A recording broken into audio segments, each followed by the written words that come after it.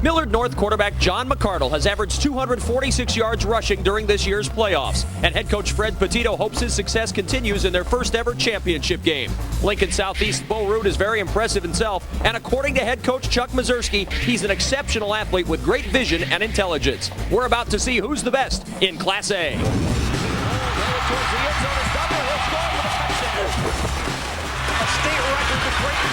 Oh, nice move. Aurora fans, a lot to cheer about. Showing that tremendous speed going down that far sideline. Bartle. Really looks good for him today. Kind of a high loper.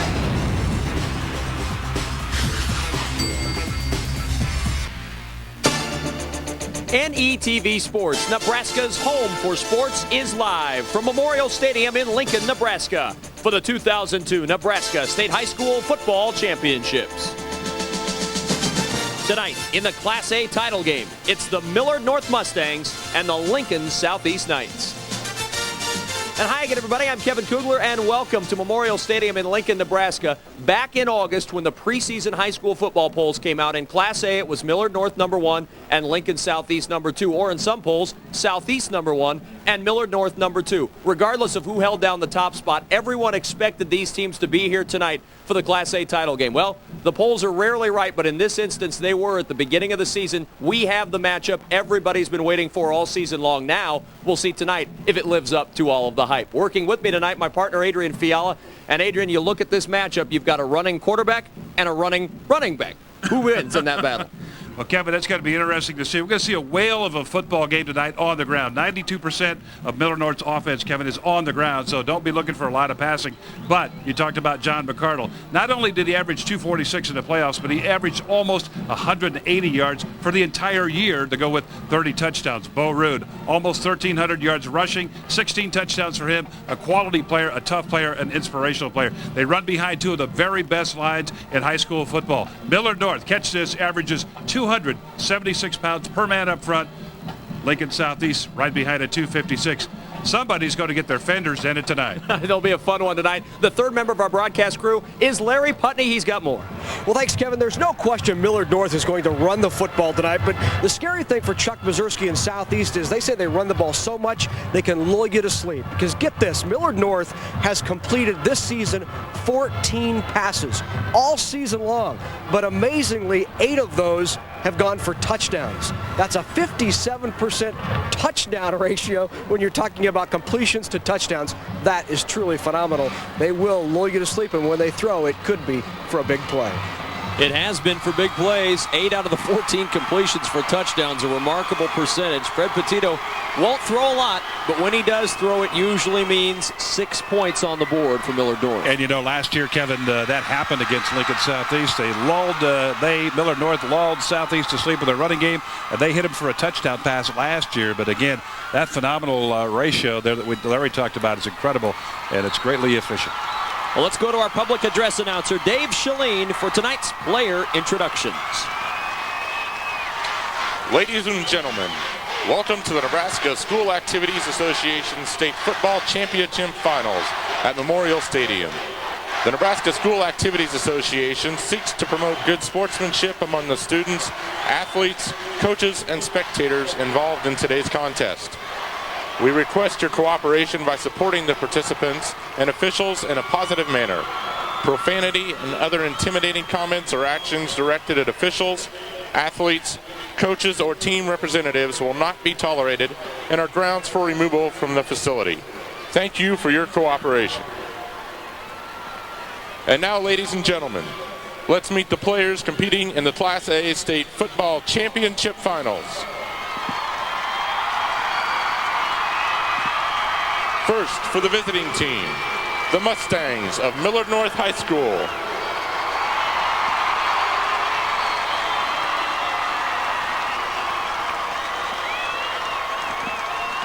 Number 1, Chad Irish.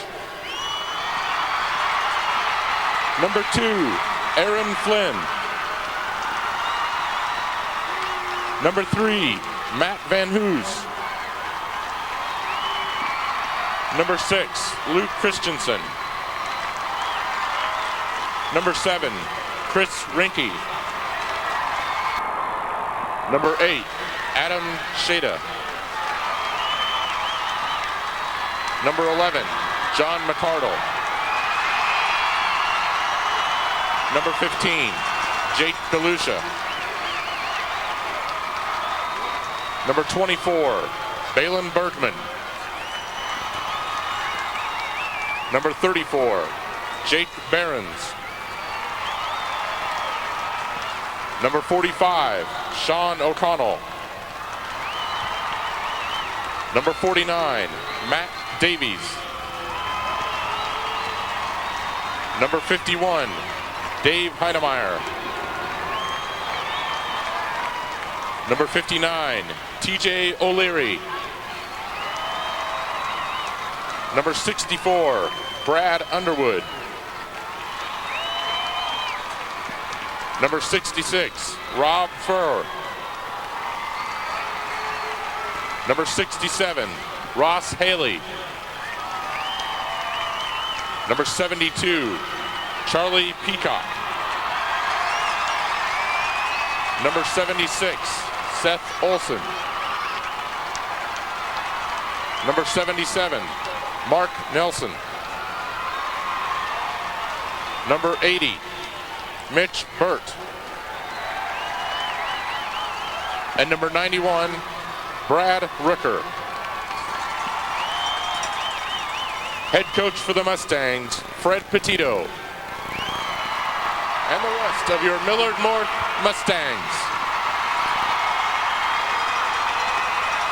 In their first ever state championship game, an amazing thought when you consider some of the guys that have come through this Millard North program, one of whom has a Heisman Trophy in his house, and Eric Crouch, and there's been some NFL caliber players to play at Millard North High School. Never, though, have they had a season like this where they've made the state championship game. First time ever, Kevin, as you said.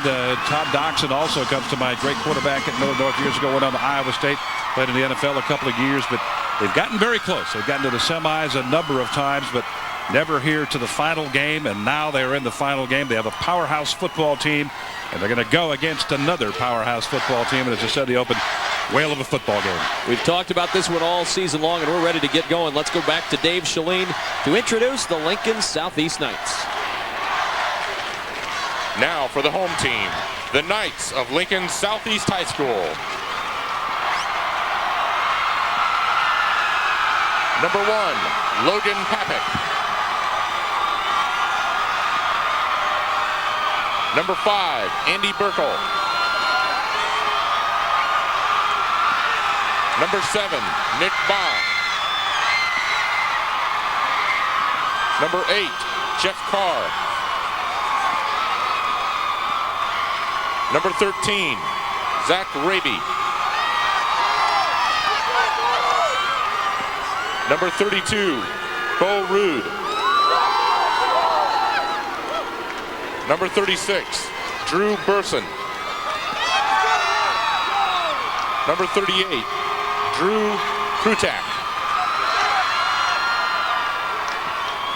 Number 40, Tim Lux. Number 42, Brian Goldsmith. Number 49, Tony Roberson. Number 50, Mike Pease. Number 54, Brandon Boland. Number 58, Matt Mullen. Number 60, Brian Russell. Number 62, Justin Busboom. Number 74, Alan Branting. Number 77, Zach Koppel. Number 81, Logan Geisler. Number 82, Billy Alexander. Number 84, Andy Sand. And number 99, Jason Davila. Head coach for the Knights, Chuck Mazurski. And the rest of your Lincoln Southeast Knights.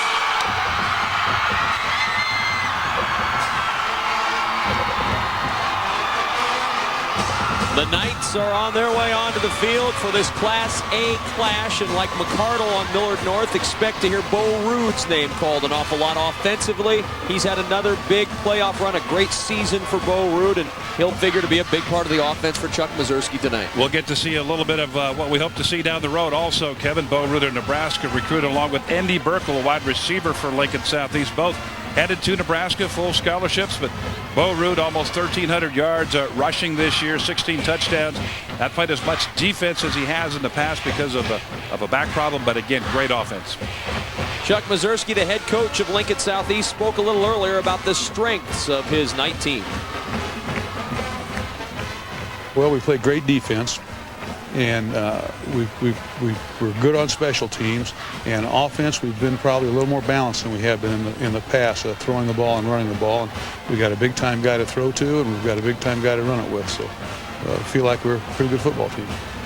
Talk about probably an understatement there. A pretty good football team playing in the state championship game, number 2 in the state. Yeah, they're not bad. You know, pretty good football team. 1 point the difference between an undefeated season and a 1-loss season for Lincoln Southeast. They lost by 1 to Creighton Prep in the 4th game of the year. They had to change quarterbacks after an injury to Nick Baugh, and they haven't missed a beat since then. The Norfolk game, the first start for Zach Raby, and after that it's been win, win, win, win, win, and Lincoln Southeast is here. And Zach came in under very trying conditions, Kevin. Bad weather, cold weather, wet weather. Here's the coin toss. Southeast will receive in the north end zone. All right, gentlemen, let's shake hands. Let's have a good game. Good luck to both squads. Millard North wins the toss. They elect to defer. Lincoln Southeast will be on offense first. Millard North on defense. And Fred Petito spoke earlier about the strengths of his Mustang squad. Well, we're very good defensively. We don't give up much via the ground, and we're very physical from an offensive standpoint. We're very big up front. If we have very few two-way players, if we can extend the game into the 4th quarter, we feel the body shots we're throwing early are going to have a telltale effect on them late in the game. And then, of course, you got some Bulldogs like John and Aaron Flynn that just keep coming at you. So our strengths is, they're highly competitive kids, and they've been in a lot of games, and, we feel pretty good playing with them. Larry Putney was down in the Millard North locker room, and he's got more on what happened in there. Larry? Well, Fred Petito was very stern and straightforward with his club, telling them that he wanted them from the time the first kick was kicked to play with poise and character. Then he said, when the whistle blows, until the whistle blows again, be as violent as you can possibly be. Charlie Peacock stood up and told everybody that some guys dream about playing in the NFL or playing for Nebraska. His dream was to play for Coach Petito, and he has a chance tonight to win a state championship for him for the first time. I know that's driving a lot of the Mustangs tonight, trying to win one for Coach Petito. We'll see if they can do it. Kickoff coming up in a moment on NETV Sports.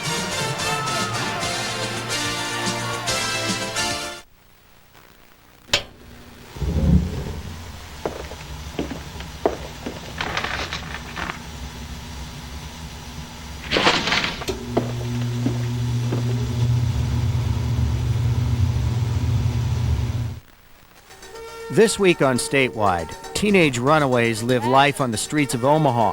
Researchers try to find out why and what can be done to get them back on track.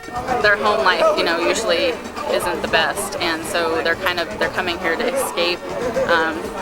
It looks safer. It's safer than maybe at home. Plus, a look at Nebraska's oil business. Watch Statewide Wednesday at 7 Central Time on NETV. NETV is a service of the Nebraska Educational Telecommunications Commission.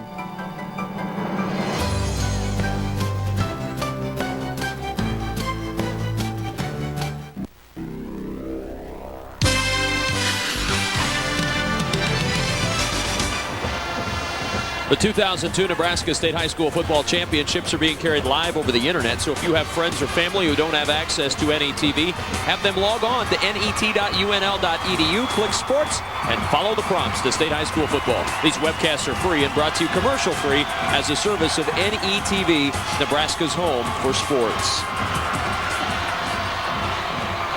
Number 1 versus number 2, getting ready to kick it off.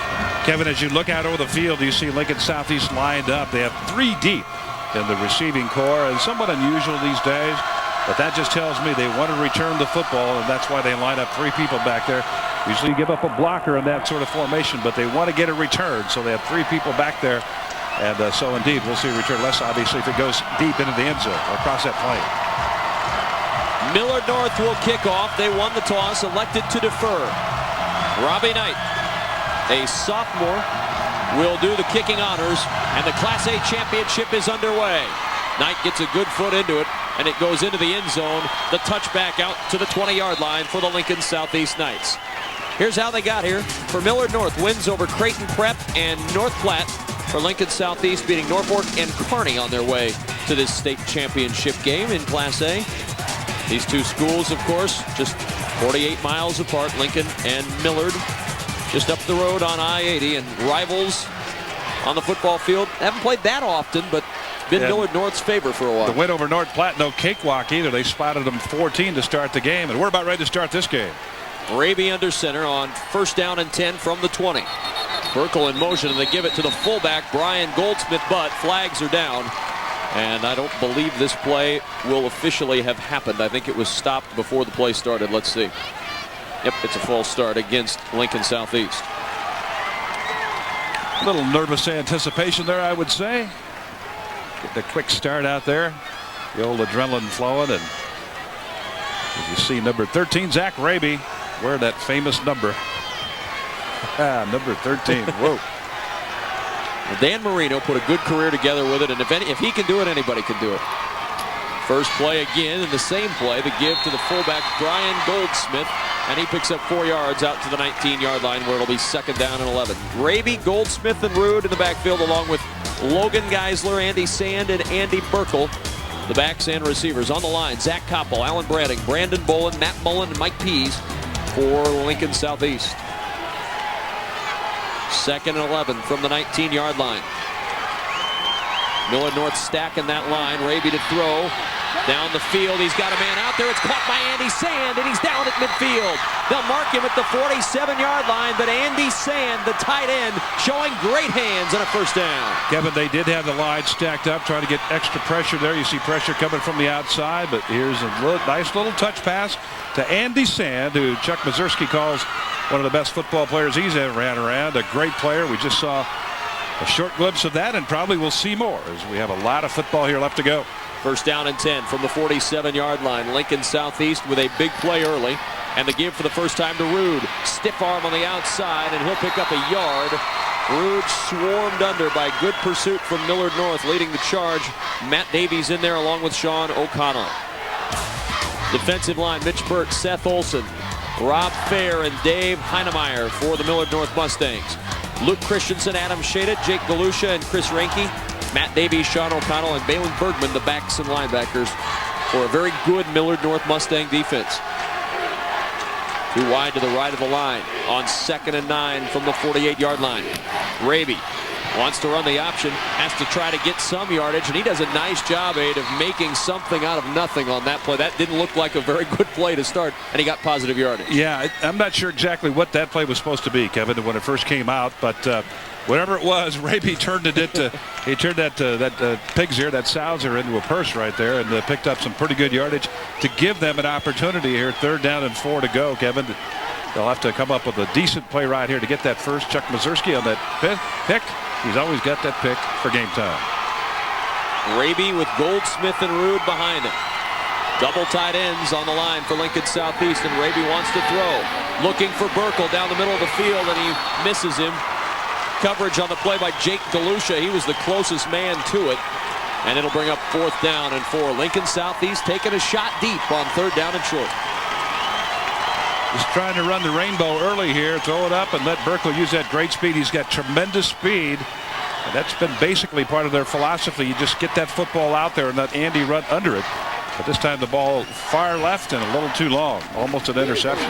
Young will punt it away. 35 yards per punt on the year. He gets a nice hop and picked up at the 12-yard line by Aaron Flynn. And Flynn fumbles the football. Ball is loose inside the 20-yard line. And who comes up with it? No official word. Southeast thinks they have it. We'll wait and see. Southeast has it. 1st down at the 18-yard line of Millard North. Jason Davila. Kevin is the guy that came out from under all of that with the football. Senior 222-pounder is Chuck Mazurski there. Here we go again. Let's take a look. Ball is definitely out. No doubt about that. Jeff Carr stripped it out of the hands of Aaron Flynn. 99 is Davila, and he was underneath all that, and he emerged with the ball. Big break here for the Knights. 1st and 10 from the 18 of the Mustangs. Rude right up the middle, and a minimal gain on the play. Big swarm under there, leading the charge, Rob Fair. I believe the gentleman that grabbed Rude around the ankles and brought him down after a pickup of a yard. O'Connell also in there on the play for Millard North. So Lincoln Southeast trying to cash in on the first turnover of the night. 2nd down, 9.5. About a half yard is all Rude picked up there. They'll toss it to Rude with blockers out in front. Rude at the 10, and he's knocked out of bounds. About 2 yards shy of a first down. One of Southeast's favorite plays right here. You see that line action up there. Great blocks on the left side. Matt Mullen, Mike Peace, and then Logan Papik leading the way from that receiver spot. Trying to get it past the 6th. 3rd down now, Kevin. 3rd and short. From the 10, they need 2 to the 8-yard line for a first. Wide receivers on the short side of the field on that left side. Lux in now at fullback with Rude the tailback, and they'll give it on the reverse with blockers for Burkle. Trying to get around the corner. He cannot get away. Great pursuit by Adam Shada, and he brings down Burkle for a loss. The great speed of Burkle wasn't enough to get away from Shada. Play just took way too long to develop, and again, you see that great speed by Shada. He contains the play, gets after it, gets off the block over there. He was being blocked, I believe, by Tim Lux, but he got off that block and made the play, and that'll bring up a field goal try here. Tony Young, he's made 5 field goals this year. This one will be from 29 yards. Young does not hit it. Wide to the left, and Southeast cannot convert on the turnover. It'll belong to Millard North, and their first offensive possession and our first chance to see senior quarterback John McCardle, who amazingly has broken Eric Crouch's records for rushing yards and career touchdowns. 3,900 career yards rushing, 55 career touchdowns for John McCardle. Boy, that last series had to be a real big confidence plus for Millard North. Kevin, to hold that offense out of the end zone, no points.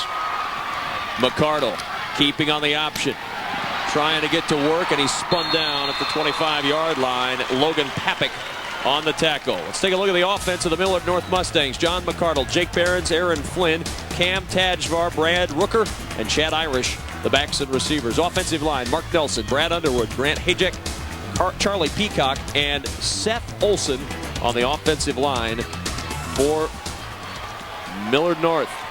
And they are big. We'll talk about that size here very shortly. 2nd and 5, 25-yard line. McCardle again. On the keep, McCardle with running room. McCardle trying to get away from Burkle, and he just trips him up at the 46-yard line.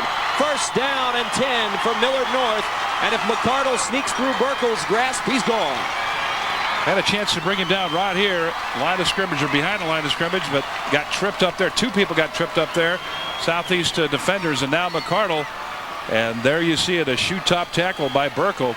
Burkle, great speed. He can match speed with McCardle, but in that wing-bone offense, you're just moving that line one direction or another, and you're just looking for spaces and creases in the defense. And when you have a guy like John McCardle, who's so fast and so quick and can move so well, it's all he needs to do, much like Eric Crouch did in the wing-bone. McCardle this time to give to Behrens up the middle, and he's out to midfield. Pick up a 4 yards on 1st down and 10.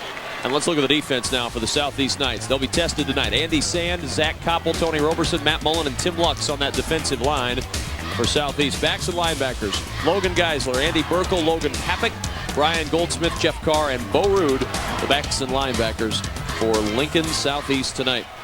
Zach Koppel, there's a good look at the big guy in that defensive line.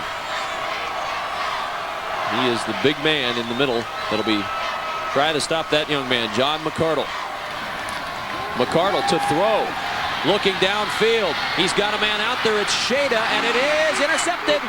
Intercepted by Lincoln Southeast. And Andy Burkle comes up with the first pick of the night. Such a tremendous football player. Speed, agility, savvy on the field. Andy Burkle, headed to Nebraska this year, picks off his 3rd pass of the year, and all of those have come in the playoffs. And you see it right there. He is on the deep coverage. And if you're going to throw it to a guy, you don't want to throw it to a guy that has such good hands as Andy Burkle. So once again, the turnover. But this time, Lincoln Southeast is about 90 yards away versus the 10 they had it last time. On their own 10-yard line, first down and 10 yards to go. Raby the toss to Rude. Student body left as Rude on the toss sweep picks up about 3.5 yards. And it'll bring up 2nd down and 7 yards to go for Lincoln Southeast. Kevin, every time they do that toss sweep, you're going to see people. They're reading Rude and they're flowing people to the other side. It's going to be very tough for Bo Rude to get outside. He will have to find a crease somewhere in the flow. Matt Davies that time getting out there to the outside along with Shada and Cliff Tullis. 2nd down and 7. Raby, the give going up the middle again to Rude, and Rude, good balance. Got tripped up for a moment, fought 3 to the 18-yard line. He's 2 yards shy of a first down. Well, a lot of action in this first quarter already. Some big plays, some turnovers. And we are midway through this first quarter at Memorial Stadium in Lincoln for the Class A State High School Football Championships. Zach Raby brings his Knights up facing a 3rd and 2 from their own 18-yard line.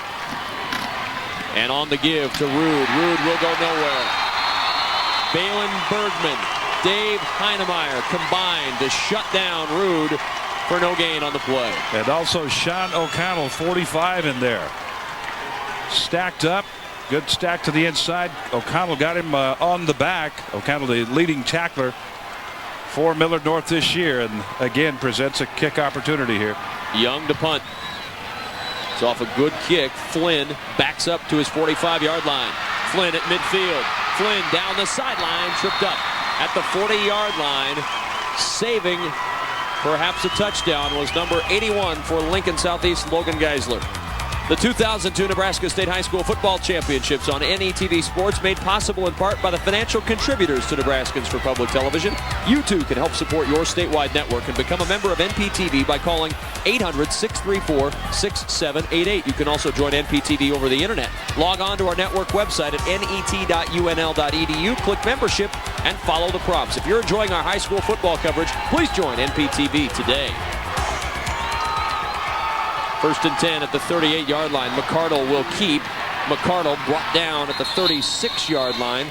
Lincoln Southeast's defensive end Tim Lux gets the stop. McCardle fakes the dive right here. Fullback going up the middle, and then let's try this. And again, he's so tough to bring. You know what, Kevin? I've not seen anybody bring him down yet on the first hit. So you've got to hit and wrap on this guy. He is a tough runner, a powerful runner for the size that he has. McCardle just 5'9", 190 pounds, but very, very strong. 2nd and 8 from the 36. Taking some time. McCardle looks over the play. He'll run the option. McCardle will keep. Flag is down. Look at McCardle. He's not down yet. 4 Knights finally, as Brian Goldsmith gets him down. A flag, though, right in the middle of that play at the 35-yard line.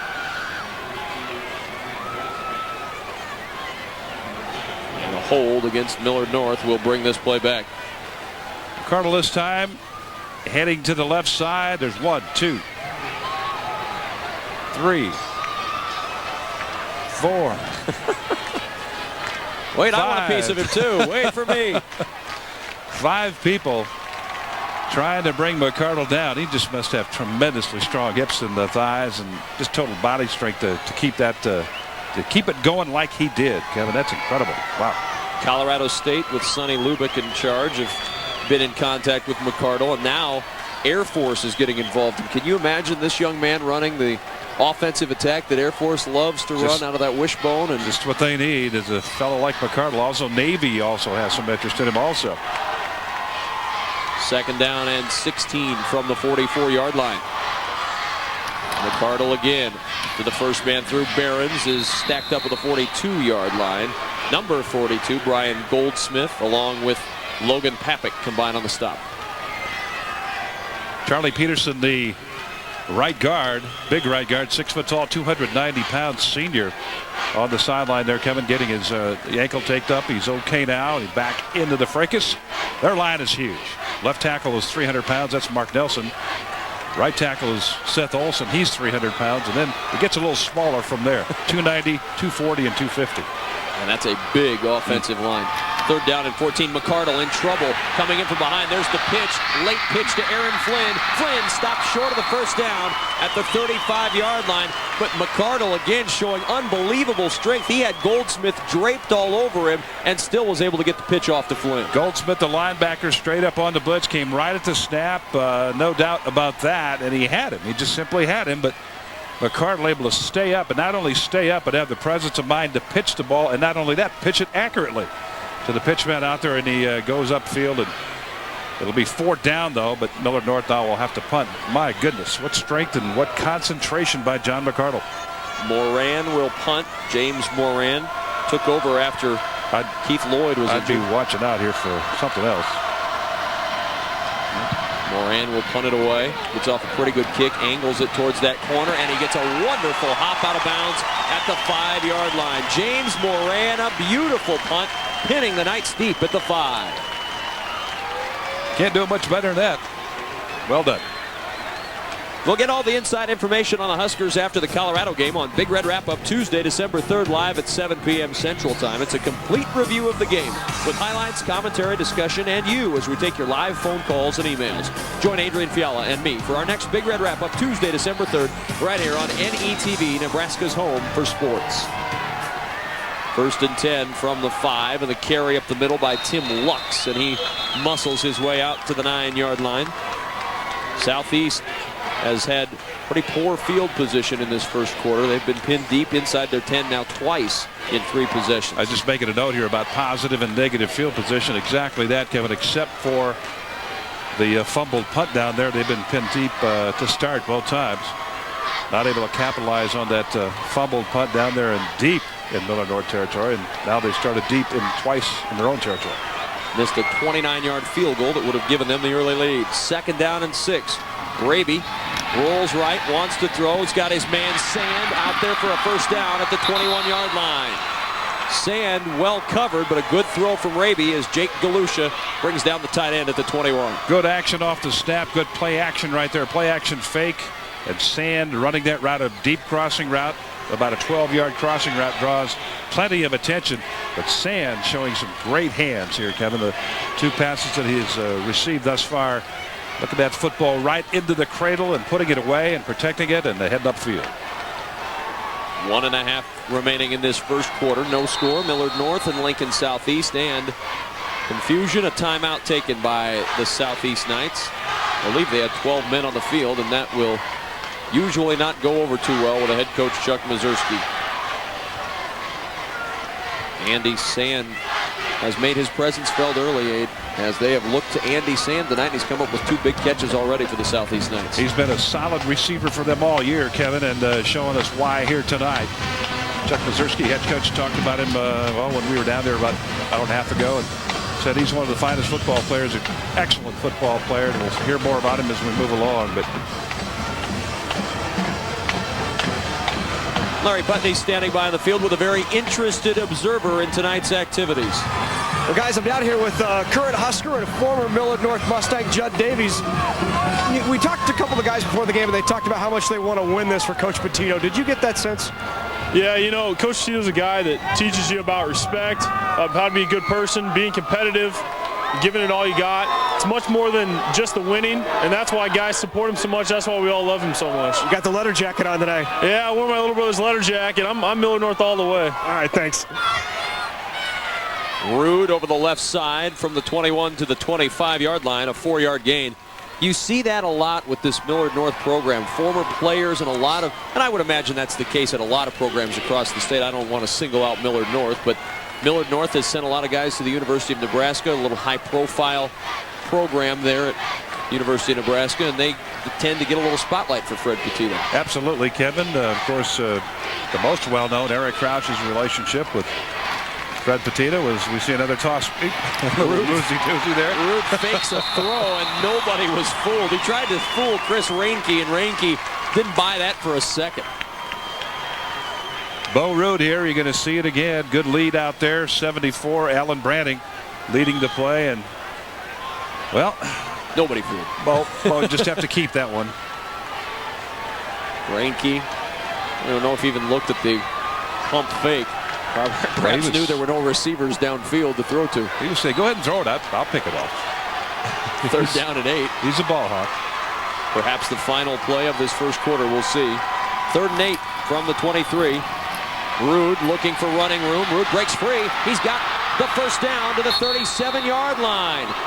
Talked about balance with McCardle. How about that balance from Bo Rood? Jake Galusha makes the stop. Balance and power to run through tackles. He did it right there, taking it right over the middle. Brandon Bolin, Alan Branning, Matt Mullen, the middle people as far as blocking goes, and he takes it right up, keeps that balance, and gets the first down. That's tough running right there.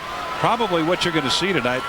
Maybe he'll crack one off the edge, 1 or 2 tonight, Kevin. With the way they flow, I'm not sure that's going to happen. Up the middle, maybe is a place to go. Through 1 quarter, it's lived up to the billing. No score in Class A.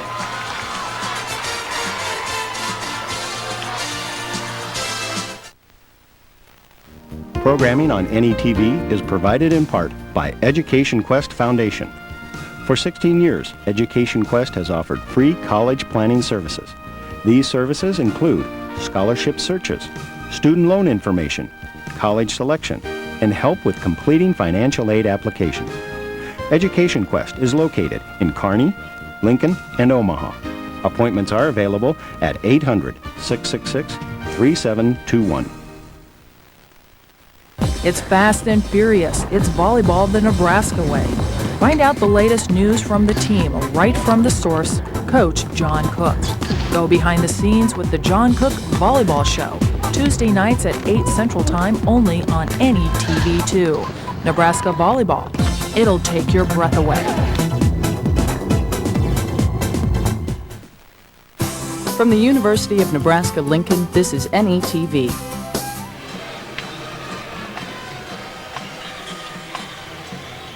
Second quarter about to begin. Millard North and Lincoln Southeast on a crystal clear night in Lincoln, Nebraska. 44 degrees, winds out of the south at 12 miles an hour. Watch that humidity, 60% this evening. Humid evening in Lincoln. Kevin, I don't know about you, but I think I can speak for that shot with the flag and the moon. Holy cow, great. Just absolutely great. Lux will try to take it up the middle. He'll find very little running room against the middle of that defensive unit. Chris Reinke also in there. Sean O'Connell on the stop for Millard North. You know, we talked about the size of the offensive line of Millard North. Lincoln Southeast not so bad themselves across the front. Mike Peace 257, Matt Mullen 267, the center Bolin 240, Alan Branning at 250, and Zach Koppel at 269. That's big for an offensive line in high school, but again, Millard North even bigger. 2nd and 9 from the 38. Rood. Now he will throw. Fakes it. And Rood trying to dance away. He does dance away from trouble. How many tackles is he going to break? Look at Rood go down the sideline, and he's just tripped up. Jake Galusha saves. Big problem for Millard North, and Rood danced out of 6 tackles before he got him. He was going to go ahead and throw it, as you said, and then could not get it off. Coverage there. Watch the block coming up on the right screen here. Number 13. Zach Raby is going to make the block here. Right there. He just got in the way, basically. He hit the guy earlier. The guy was going down and kept the hands up saying, hey, I didn't do anything illegal there. So Raby helping out the run. Raby under center, 3rd down and 2 from the 45. The give to Rood, trying to find room on the right side, and he should have the first down. Lunging that ball forward to the 48-yard line. That'll be a first down by about a half yard. Taking it right over Branning over there on the right side. Branning and Koppel. Zach Koppel, 6'4", 269. He's a junior, and Alan Branning, a senior, is finding a little bit of a crease there to get through and pick up that first down. Bo Rood playing with a cracked vertebrae. That cannot be a pleasant experience. He's got chronic back problems all year, yet he's still rushed for 1,300 yards on the season. Raby to throw. Down the sideline. Burkle is out there. Great speed. Burkle cannot pull it in. On full extension, Burkle cannot bring it into his body, but that speed almost made it a fantastic play. That's all it is, Kevin. It's speed to the outside. Burkle trying to crank it up and go. And, you know, normally this is a ball I think he's going to catch. He's got the bead right on it. And maybe the arms out just a little bit too quick. Cut his speed down just a little bit there. Sometimes receivers, you just get those arms out a little bit too quick, and that throws your balance off and cuts your speed down. And he'd like to have that back, I'm sure. 2nd down and 10 from the 48-yard line. Raby, the give to Rude. Rude with that initial cut at the line of scrimmage picks up a couple of yards. And again, Sean O'Connell, the leading tackler on the Millard North Mustang defense, is involved again. He came in with 120 tackles, Aid, and he's got 4 or 5 already tonight. He's a dandy up there. He's going to just take it right to you and smack you, even though you may not want it. Likely you don't. He's going to take it to you, no doubt about it, Kevin. He's 210 pounds of power. And again, he'll take it right to you. 3rd down, 7. Burkle and Billy Alexander split out wide to the right side. Raby to throw. Pressure gets away. Raby now in trouble, throws as he's hit, and he is incomplete to Billy Alexander. Raby got popped from behind. Pressure came from that backside, and Raby was fortunate to get rid of that football. Well, Dave Heidemeyer was over there, linebacker in pursuit. I think he's number 51. We'll see if he comes into the picture here in a moment. Right there, and drilled him right in the back, and the ball just a little bit low and inside there to the receiver. Chuck Mazurski right there to give some instruction to Raby as he came off the field. Young will punt. Pretty solid punt again. Flynn takes it at the 12-yard line. Flynn dancing around. Flynn just almost breaks free. Davila, I believe, the young man who saved it for Lincoln Southeast. NETV sports coverage of the 2002 Nebraska State High School Football Championships are brought to you in part by Brian LGH, the first name in healthcare. By NPPD, always there when you need us. By Education Quest Foundation, improving access to college through scholarships, community grants, and college planning services. And by ACE, the Public Alliance for Community Energy, your hometown choice for natural gas. 1st down, McCardle, brought down by Burkle at the 27-yard line. A gain of 3 yards on the play for John McCardle, the quarterback for Millard North. Simply amazing how quick he is off the football. He takes that snap, that last play right there. Took it, did the reverse spin, headed short side. Took a full hit from Brian Goldsmith on the play, ran out of that, and then picked up about another yard. It's still long, 2nd and 7, but wow. I can see why he's picked up all the yardage. Just tremendous quickness. 2nd and 7, 27-yard line. McCardle keeps it again, tucks it under, and dives forward to the 33.5, 34-yard line. I think he's got the 1st down for Millard North. And earlier tonight, Fred Petito talked about his quarterback, John McCardle. He's a system guy. We started him out in about 8th grade, and John's learned the system extremely well. He came into our place with extreme amount of confidence and toughness, and don't let it mask it. He's only 5'9". He plays a lot bigger, as you'll see, or maybe you have seen him play. But John's a special player. Everything goes through him, goes to the midline at our place, and he distributes, he carries. He does what he has to do to go ahead and make it successful. And, since he's been starting quarterback, I believe he's 24-1. So we're in pretty good hands with Johnny taking snaps. 24-1, not bad for John McCardle. Those are real good odds. Yeah. It's 41 yards rushing tonight from McCardle. I like the way he plays with just a great sense of urgency and passion and flair and all that sort of thing, Kevin. And again, he's just a tremendous player. Well, it's obvious he has complete control of this offense. McCardle pitches it off. Flynn down the sideline, and Flynn with a 1st down for Millard North. At the 46-yard line, another 1st down for the Mustangs. And another tackle for Andy Burkle coming up from the safety spot there in support to make the tackle. This young man has a lot of speed also. It's a good thing that he does, because he's been a factor on defense as much as offense for the Knights this year. And watch him here as he Takes it right on. Good job there. Great angle. Used the sideline and put it together. He's out there on that left corner now. The right corner, beg your pardon. 46-yard line, first down and 10 for the Millard North Mustangs. No score, second quarter.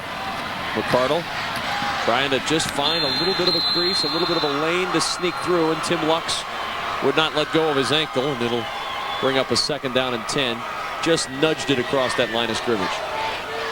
And in that, Kevin, is the premise as far as the wing bone goes. That offensive line is going to go block, sort of zone block one way, zone block the other way, and the quarterback is just looking for that space that you talked about, that crease that you talked about, and then go from there. That time a nice crackback block out there. Logan Papik came back, cracked the backer, and took him out of the play.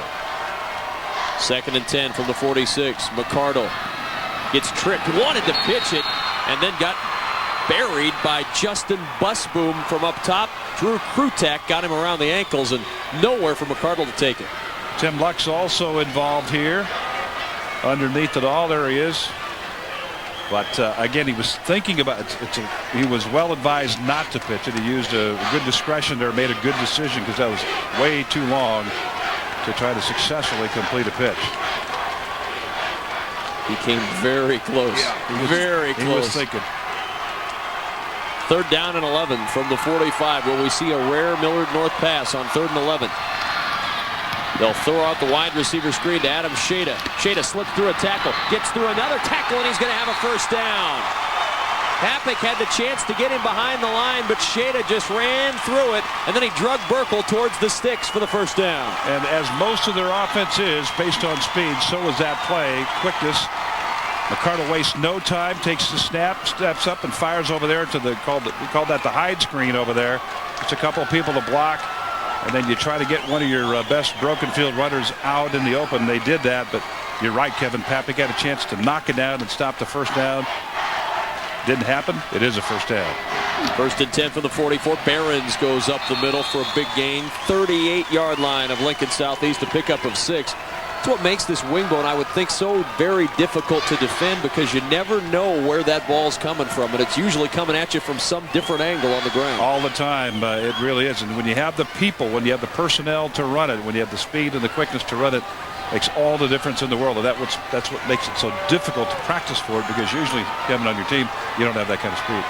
And there isn't anybody in the state, I don't believe, that runs it on a regular basis like Millard North does with that kind of speed.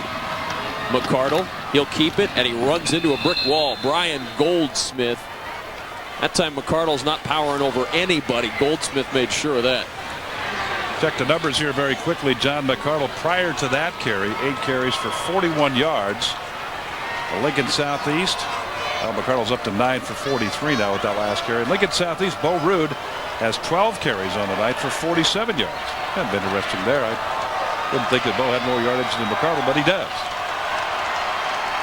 Third down and a yard. 35-yard line of Lincoln Southeast. McCardle on the option keep. McCardle hit again very hard by Brian Goldsmith, and I believe short of the first down. What a hit from Brian Goldsmith, 2 in a row.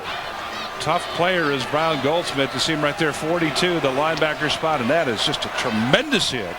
And that's what makes McCardle even more astounding, Kevin, is he's taken those kind of shots all year. You know, he carried the ball 54 times against North Platte. That's one game. Yeah, that's just mind-boggling. I don't understand that at all. But 54 times, you're going to take some shots. There he is, still fresh as a daisy and playing great football. Fourth down and a yard. Millard North will go from the 35-yard line of Lincoln Southeast. Behrens gets the carry, and I don't think he got it. The Knight defense coming up with a huge stop on 4th down and 1.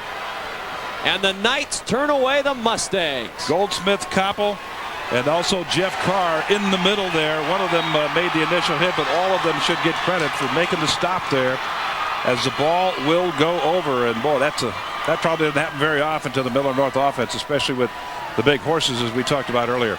Well, Chuck Mazurski before the game told us, I like my defense. We got a pretty good defensive team. And they showed right there. You're right, that does not happen very often to a team that's rushed for over 4,600 yards this year, as has Millard North. 1st and 10 from the 35. Raby, the give to Rude. A little bit of an opening for Rude, and he takes advantage of it to the tune of 4 yards. 2nd and 6 coming up. And another interested observer, especially of Bo Ruud's career, Larry Putney standing by with Barrett Ruud. Thanks, guys, down here on the southeast sideline with Barrett. We just got done talking to Judd a little bit ago. Did you guys go back and forth a little this week? Yeah, it was pretty funny. We came out to practice day, and me and a couple of guys from Southeast were wearing our night shields, and Judd and Mike McLaughlin and Pat Ricketts taped their helmet up. So there's been a lot of talking going on this week, but it's 2 good teams playing out here, and it's pretty fun to watch. I'm sure there have. Your younger brother out here playing pretty well right now, Bo, but he's been dinged up a lot this season. He plays through that, doesn't he? Yeah, he does. He's doing a good job, but he's not in as good a shape as he'd like. He'd like to be out there playing both ways, but he can't practice much with his back right now, and he's doing a pretty good job this year, though. What do you think he'll play next year when he comes down to Nebraska? I think probably starting around outside linebacker and see how much he grows. He's pretty tall. He's a little taller than me, about an inch taller, so he may not play in rush in, but he doesn't really care. He wants to just come down and play. He's pretty excited for it. Sat down here. You said something to him a little bit ago when he was sitting over here on the bench. What'd you say? I told him to keep going upfield and going into people and don't fumble like I did it in a 2000 state championship. All right, thanks very much, Barrett. Up to you guys. Yeah, just because they move on to the big time doesn't mean they forget these state championship games. They'll stay with you forever. Way to the end of the line, I might add. So good advice from Barrett. What a family. Dad played here. Barrett's here now. Brother coming. Uncle Bob Martin played here. Great-great-grandfather Clarence Swanson played here. Wow. Family tree here. Burkle on the screen. Nothing doing. O'Connell and Matt Davies combine on the stop, and they'll get a half a yard, and that's all on the wide receiver screen. And it brings up a long 3rd down now for the Lincoln Southeast Knights. 3rd and 18 with 2:50 remaining first half. Once again, excellent pursuit over there by the Millard North defense. Matt Davies showing great speed to get to the flat over there and make the play all the way from his backer spot in the middle. 3rd down and 18. Raby on the delay give to Ruud. Ruud tripped up in the backfield. Nice play again by Dave Heinemeyer.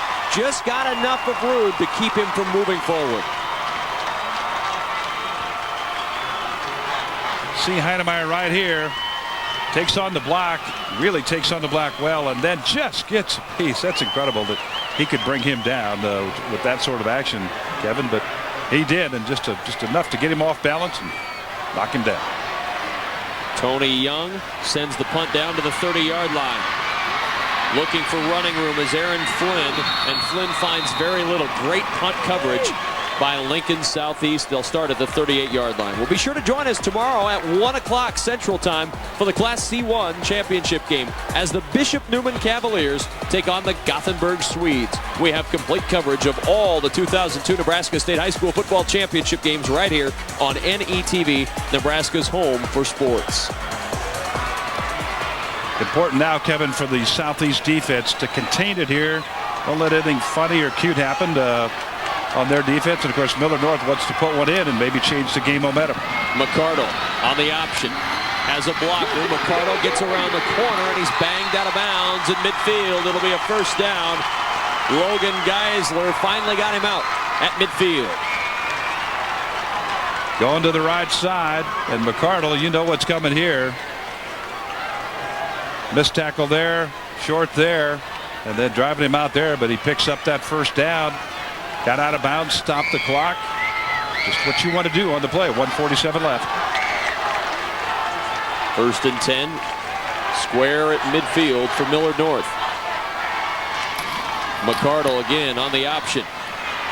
He's got running room. He's got a lot of running room. McCardle trying to run away from Burkle, and he gets tripped up at the 1-yard line. 49.5 yards on the run from McCardle, and only Burkle's play saves the touchdown.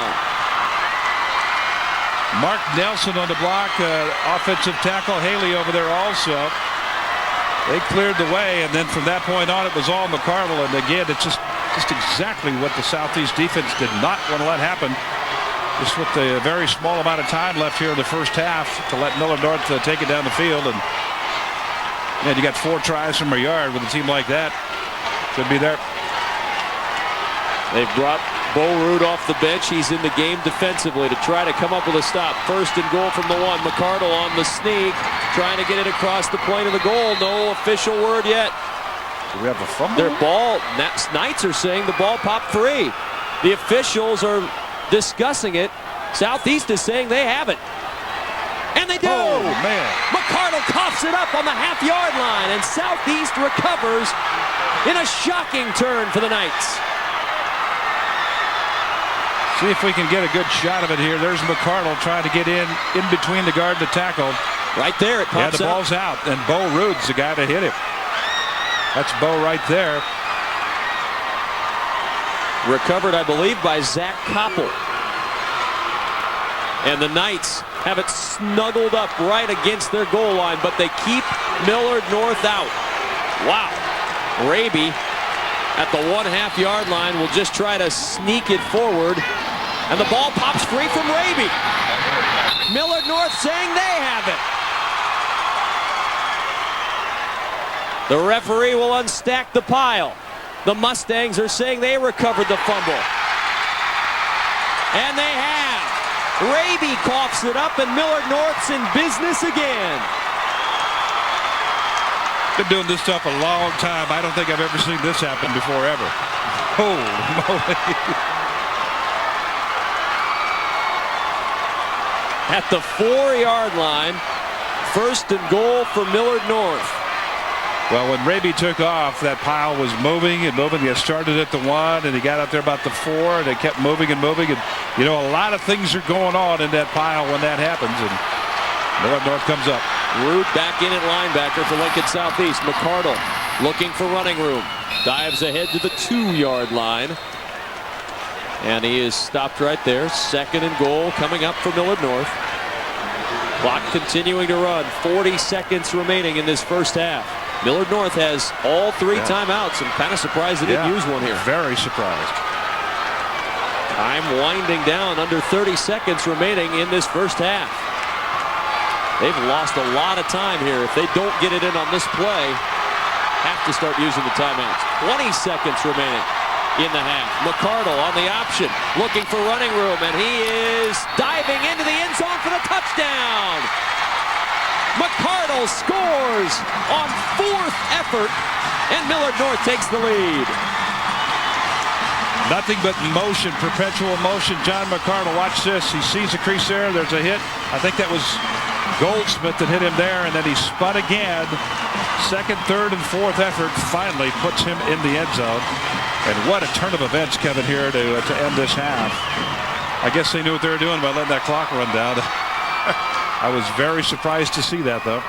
Peterson's try for point, and it is no good. Missed it wide to the left. Only his 3rd missed extra point of the year. And with 14 seconds remaining in this first half of play, it's now Millard North 6 and Lincoln Southeast nothing. How about the last 50 seconds of this first half? Wow. Turn around, turn about, put it in the end zone, and then missed the point. Incredible turn of events. And again, let's keep in mind that missed point, because in big games like this, that happens. There's the scoring drive, a short one, 2 plays, 4 yards, but they did use 40 seconds off the clock in punching it in by McCardle.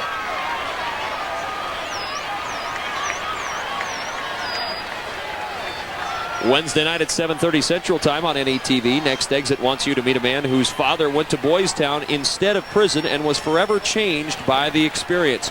Plus, see how the annual Women's Wilderness Weekend transforms city girls into survivors, and meet a young woman who was changed emotionally, physically, and spiritually by a terrible accident. Don't miss Next Exit next Wednesday night at 7:30 Central Time on NETV.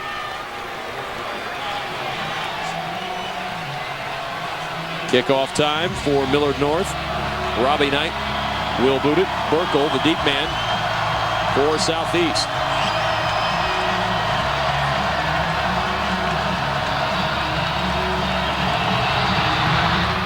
And the squib kick, it is just covered up by Jeff Carr of Lincoln Southeast at the 39-yard line.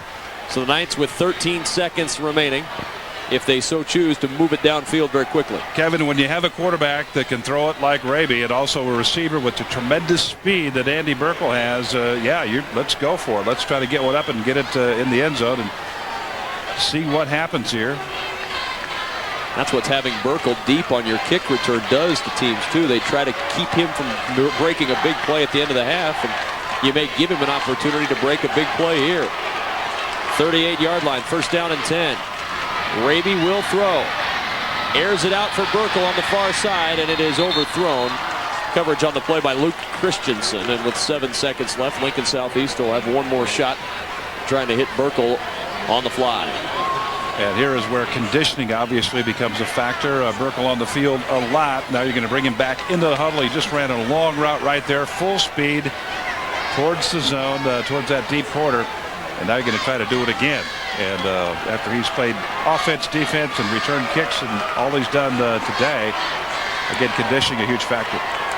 2nd and 10 from the 38. And the give to Rude over on the right side. And Rude is brought down at the 42-yard line by Balin Bergman. And that'll end the first half of play at Memorial Stadium in Lincoln. What a half of football it has been in the Class A state championship.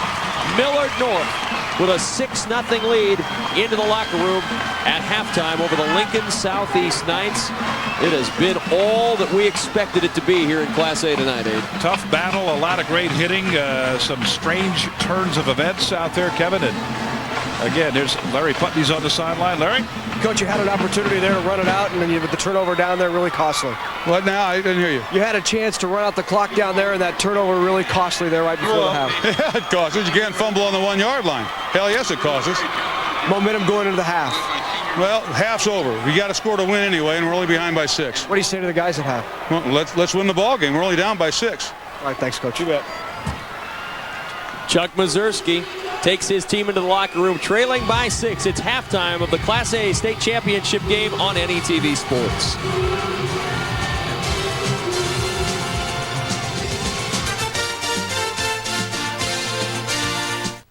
Saturday, November 23rd on the Nebraska Public Radio Network, hear A Car Talk Christmas Carol. All your favorite National Public Radio hosts appear in this unusual take on the Dickens classic. It'll be a great opportunity to pick up Car Talk gifts just in time for the holidays. Don't miss the Car Talk Marathon Saturday morning, November 23rd at 9 Central, 8 Mountain on the Nebraska Public Radio Network.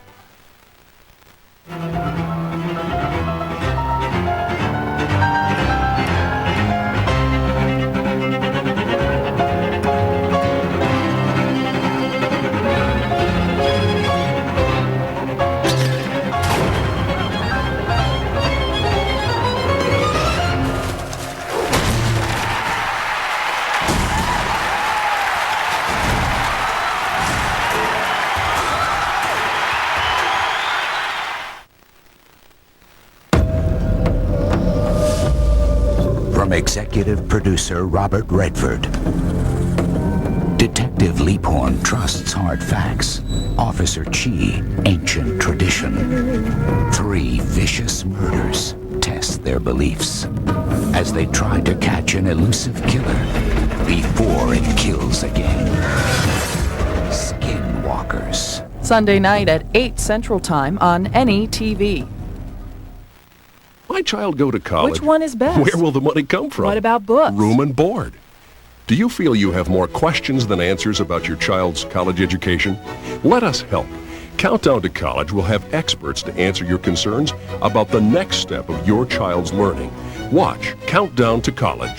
Coming soon to NETV. NETV is a service of the Nebraska Educational Telecommunications Commission.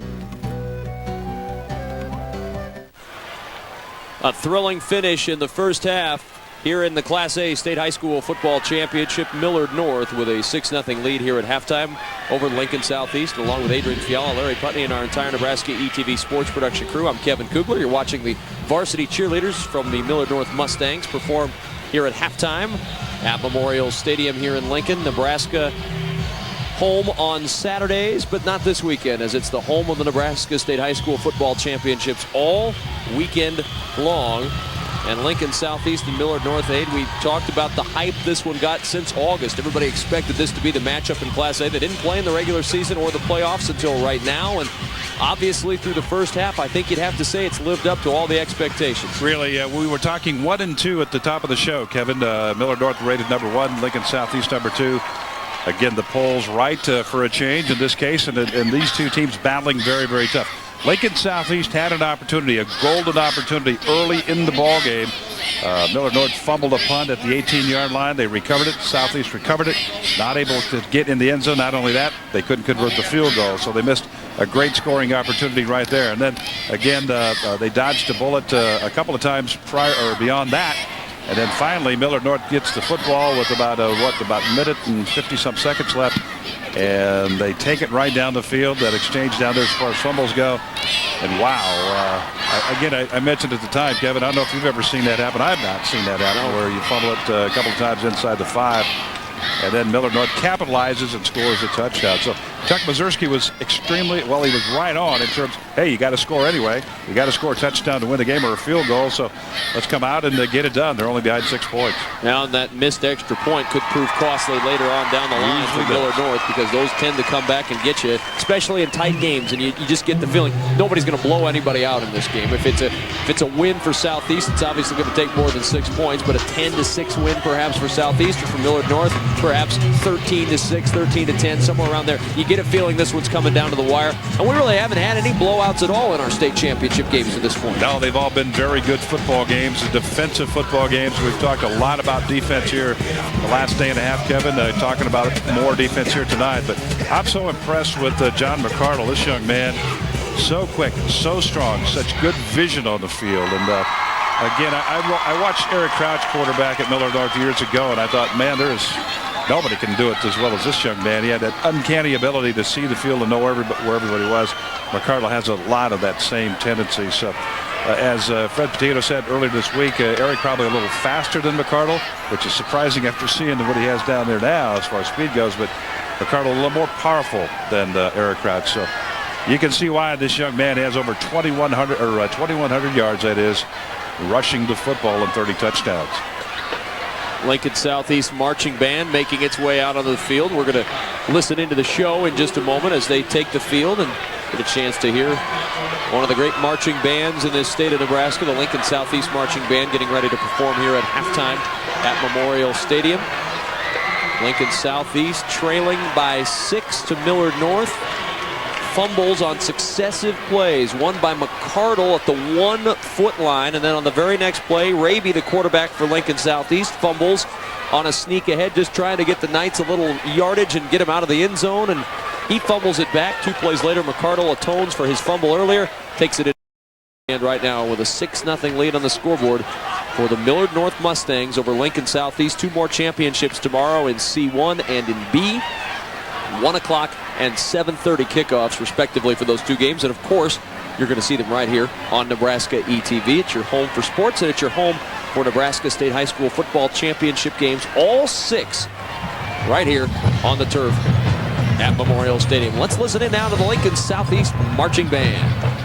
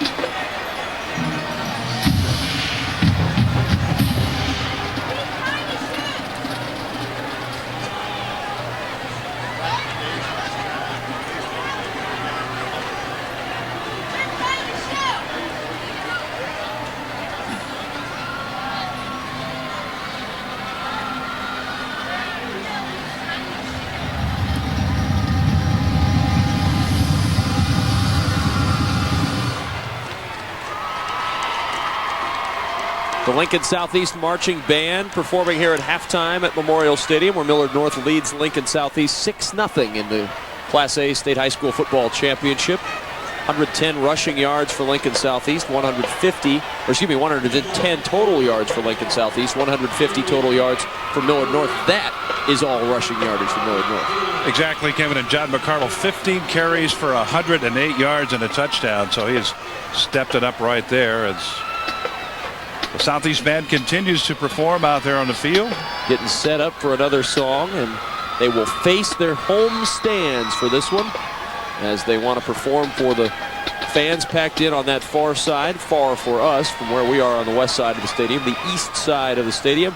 We'll get to hear, along with you, the dulcet tones of the Lincoln Southeast Marching Band. And let's listen in again to the band as they perform here at halftime.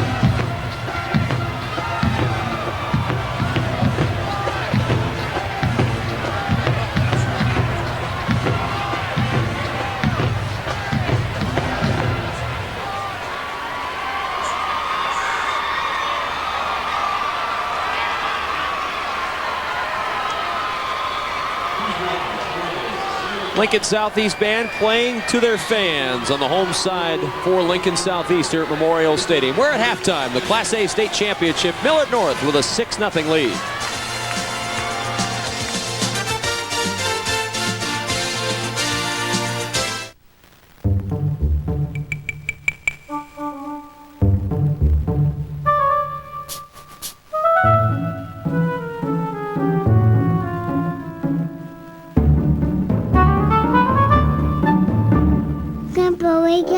Oh, it's story time. We'll read the story about the big dog. Yes, on the way to school. Always there when you need us. Nebraska Public Power District, together with your local public power utility. Programming on NETV is provided in part by Bryan LGH Medical Center in Lincoln, nationally recognized by AARP for its work in orthopedics. Bryan LGH also received nationwide acclaim for its success in cardiovascular services. And the medical center has been recognized nationally for its support of working mothers. Bryan LGH, the first name in healthcare. Next time on Ken Burns' American Stories. He said later, "It is impossible to imagine how a man could experience a thunderclap like that and still live." You feel as though he's given up on God, life, the whole bit, and then he comes through, he rallies. I came in with Halley's Comet, and I expect to go out with it. The final chapter of Mark Twain on Ken Burns' American Stories. Monday night at 8 Central Time on NETV. My child go to college. Which one is best? Where will the money come from? What about books? Room and board. Do you feel you have more questions than answers about your child's college education? Let us help. Countdown to College will have experts to answer your concerns about the next step of your child's learning. Watch Countdown to College. Coming soon to NETV. NETV is a service of the Nebraska Educational Telecommunications Commission.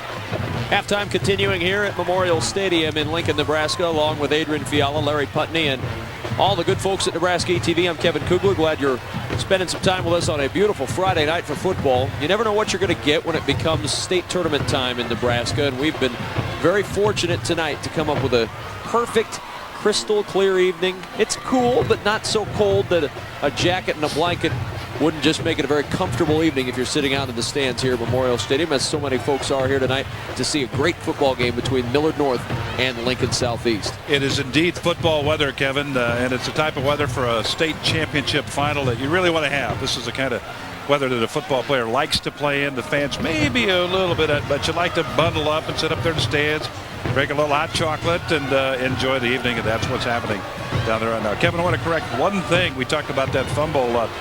Zach Koppel, that fumble by McCardle down there. Zach Koppel actually was the player for Lincoln Southeast who caused that fumble. So, and he also recovered it. So again, great work by Zach Koppel. Rude was in the ball game. He had part of the hit, but Koppel is the guy who actually caused that fumble. Now Koppel, the big man on the right side of that offensive line. He's also been one of the best guys on that defensive line as well for Southeast. And unfortunately for the Knights, the fumble on the very next play gave it right back to Millard North. They punched it in 2 plays later. Yeah, it was a strange turn of events right there. And again, credit to Millard North for getting the ball back and getting it in the end zone. What they wanted to do the first time around didn't happen because of Koppel, but they got it on the second try. McCardle, 108 yards rushing in the first half. Millard North gave it away 3 times in the first half. Southeast gave it away once.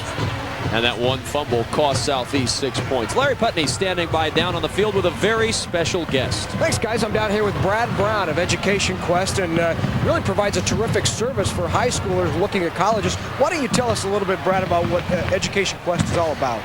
Education Quest Foundation is a nonprofit organization with a mission to improve access to higher education in Nebraska. And one of the ways that we do that is through our college planning centers in Omaha, Lincoln, and Kearney. So let's say somebody in high school comes to you and they're thinking about going to college. What do you do for them?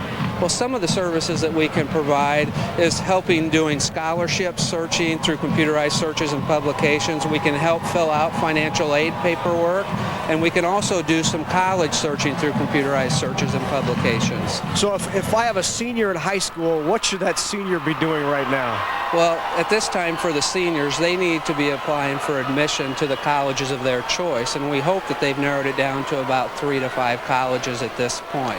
They should also continue to do scholarship searching and checking with the college about institutional sources, and they should, after January 1st, apply for federal financial aid. So what's a good time to contact your organization? I mean, does it matter when I start? Should my 7th grader be getting a hold of you? Should my 8th grader be getting a hold of you? Well, we think financial planning should start at birth, and one of the tools that they have available to do that is a College Savings Plan of Nebraska. As they start doing some college searching and scholarship searching, you get into the junior year for those types of things. That's Brad Brown. Brad, thanks very much for joining us. Get a hold of Education Quest. We'll help you out with college. Thanks, Brad. A great service indeed. Let's go now to our public address announcer, Dave Shalene, for recognition of some of Nebraska's future leaders. Ladies and gentlemen, we have a very special halftime presentation this evening. Believers and Achievers is a statewide program designed by U.S. Bank and the NSAA to give recognition to Nebraska's future leaders. We have 8 Nebraska high school seniors who have demonstrated academic excellence and a commitment to good citizenship. For their involvement in school and community service projects, U.S. Bank and the NSAA would like to honor the Believers and Achievers who are with us tonight. Presenting the Believer and Achiever Awards are U.S. Bank representatives Dolores Tierway and Connie Dominski, and NSAA Board of Control Chairman Leroy Kendall.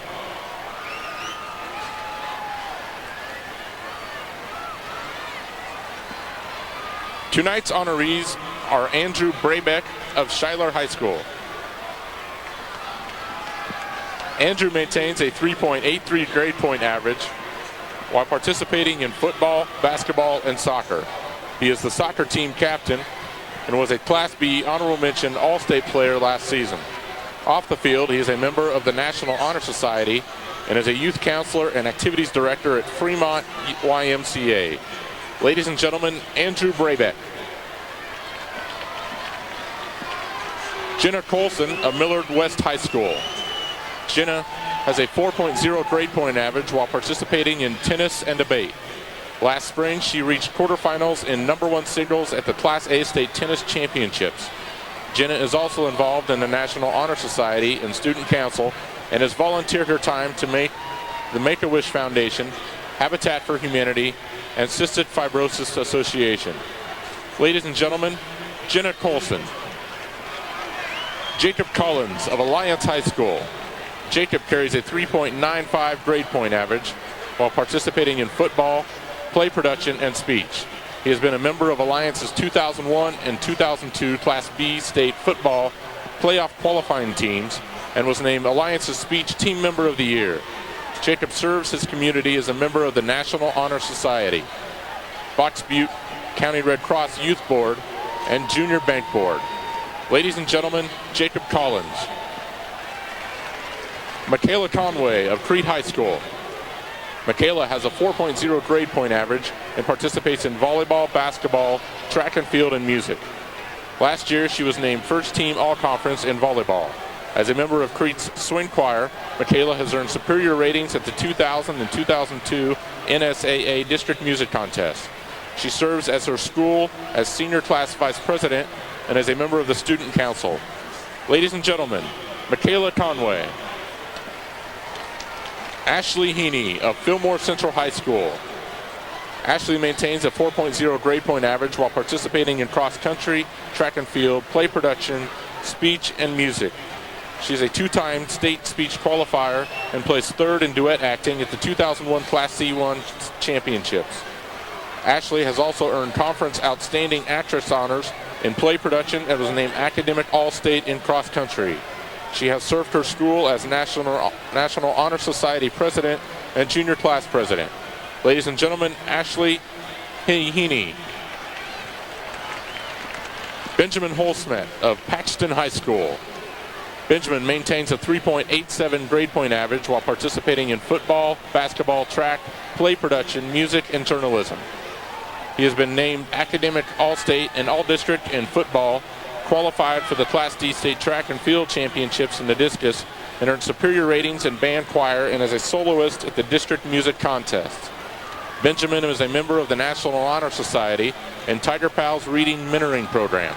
Ladies and gentlemen, Benjamin Holmstead. Tessa McDaniel of Conestoga High School. Tessa carries a 3.98 grade point average while participating in golf, play production, and music. She has earned academic all-state honors in golf and earned superior ratings at the NSAA District Music Contest.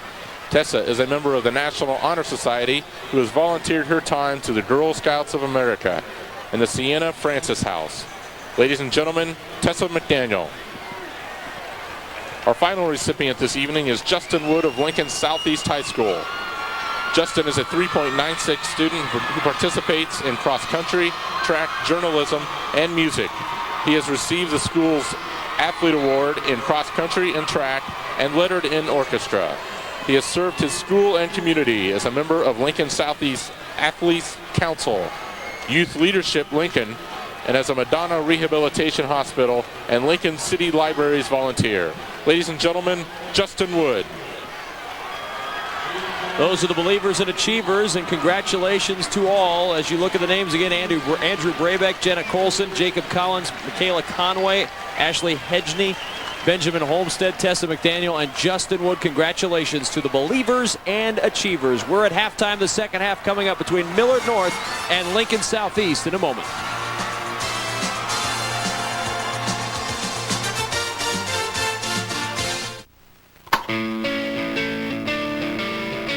This week on Next Exit, transformation. A woman is changed forever by a near-death experience. A boy commits a crime and then turns his life around.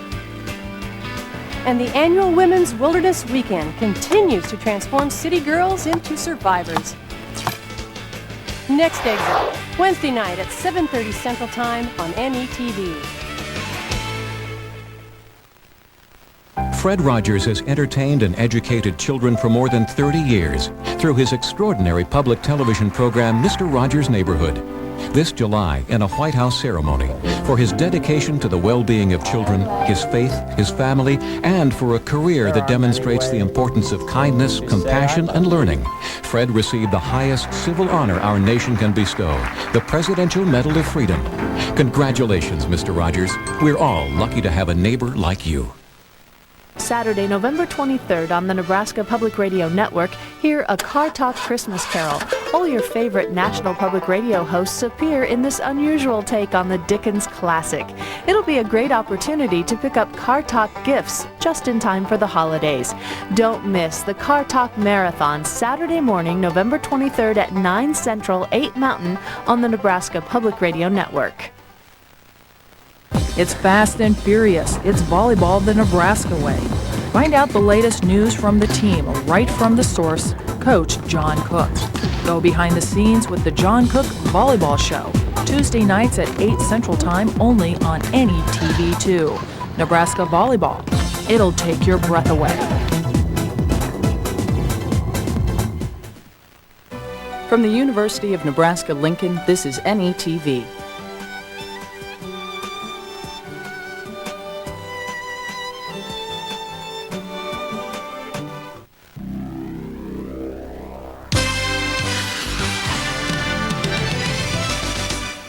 Really big turnover there in the first half. Gave you momentum going into the halftime. Talk about what that did for your team. Well, we got it down there, and we unfortunately put it on the ground, got it back.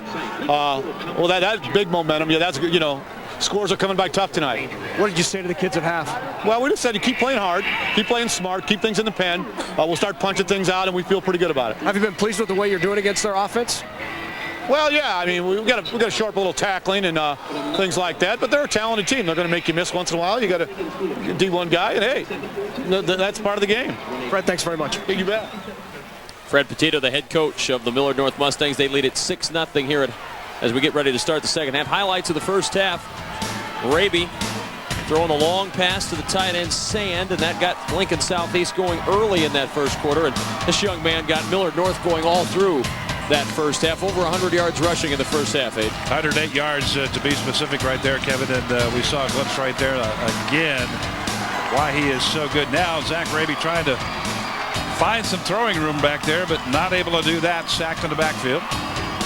Raby again trying to go along and headed for Andy Burkle.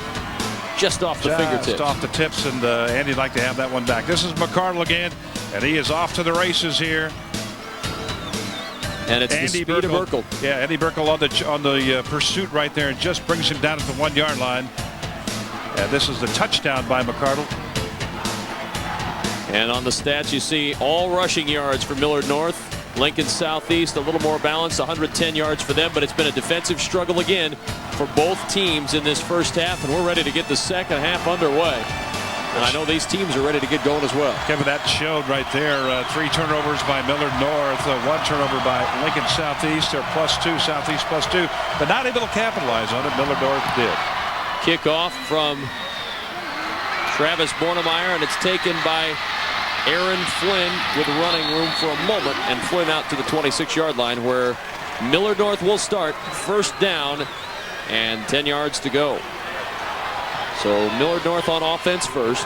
They won the flip, deferred to the second half, and now they'll try to get this offense rolling again. Had a couple of big plays in that first half, but as Adrian mentioned, the turnovers really costly for Millard North. 26-yard line, first down and 10. McCardle, he'll keep it on the option, and McCardle lunging ahead to the 27-yard line, and that's all. Not a lot of running room there, and Southeast did a nice job of stringing that play along the line. And the middle linebacker that time, Brian Goldsmith, again keeping his eyes peeled exactly on McCardle, following him everywhere he is going. You saw a lot of that in the first half. Continues here in the second half. A 5-man front again for Lincoln Southeast. 3 linebackers all up there, about 8-man front, showing against that big Millard North line. Second and 9, 27-yard line.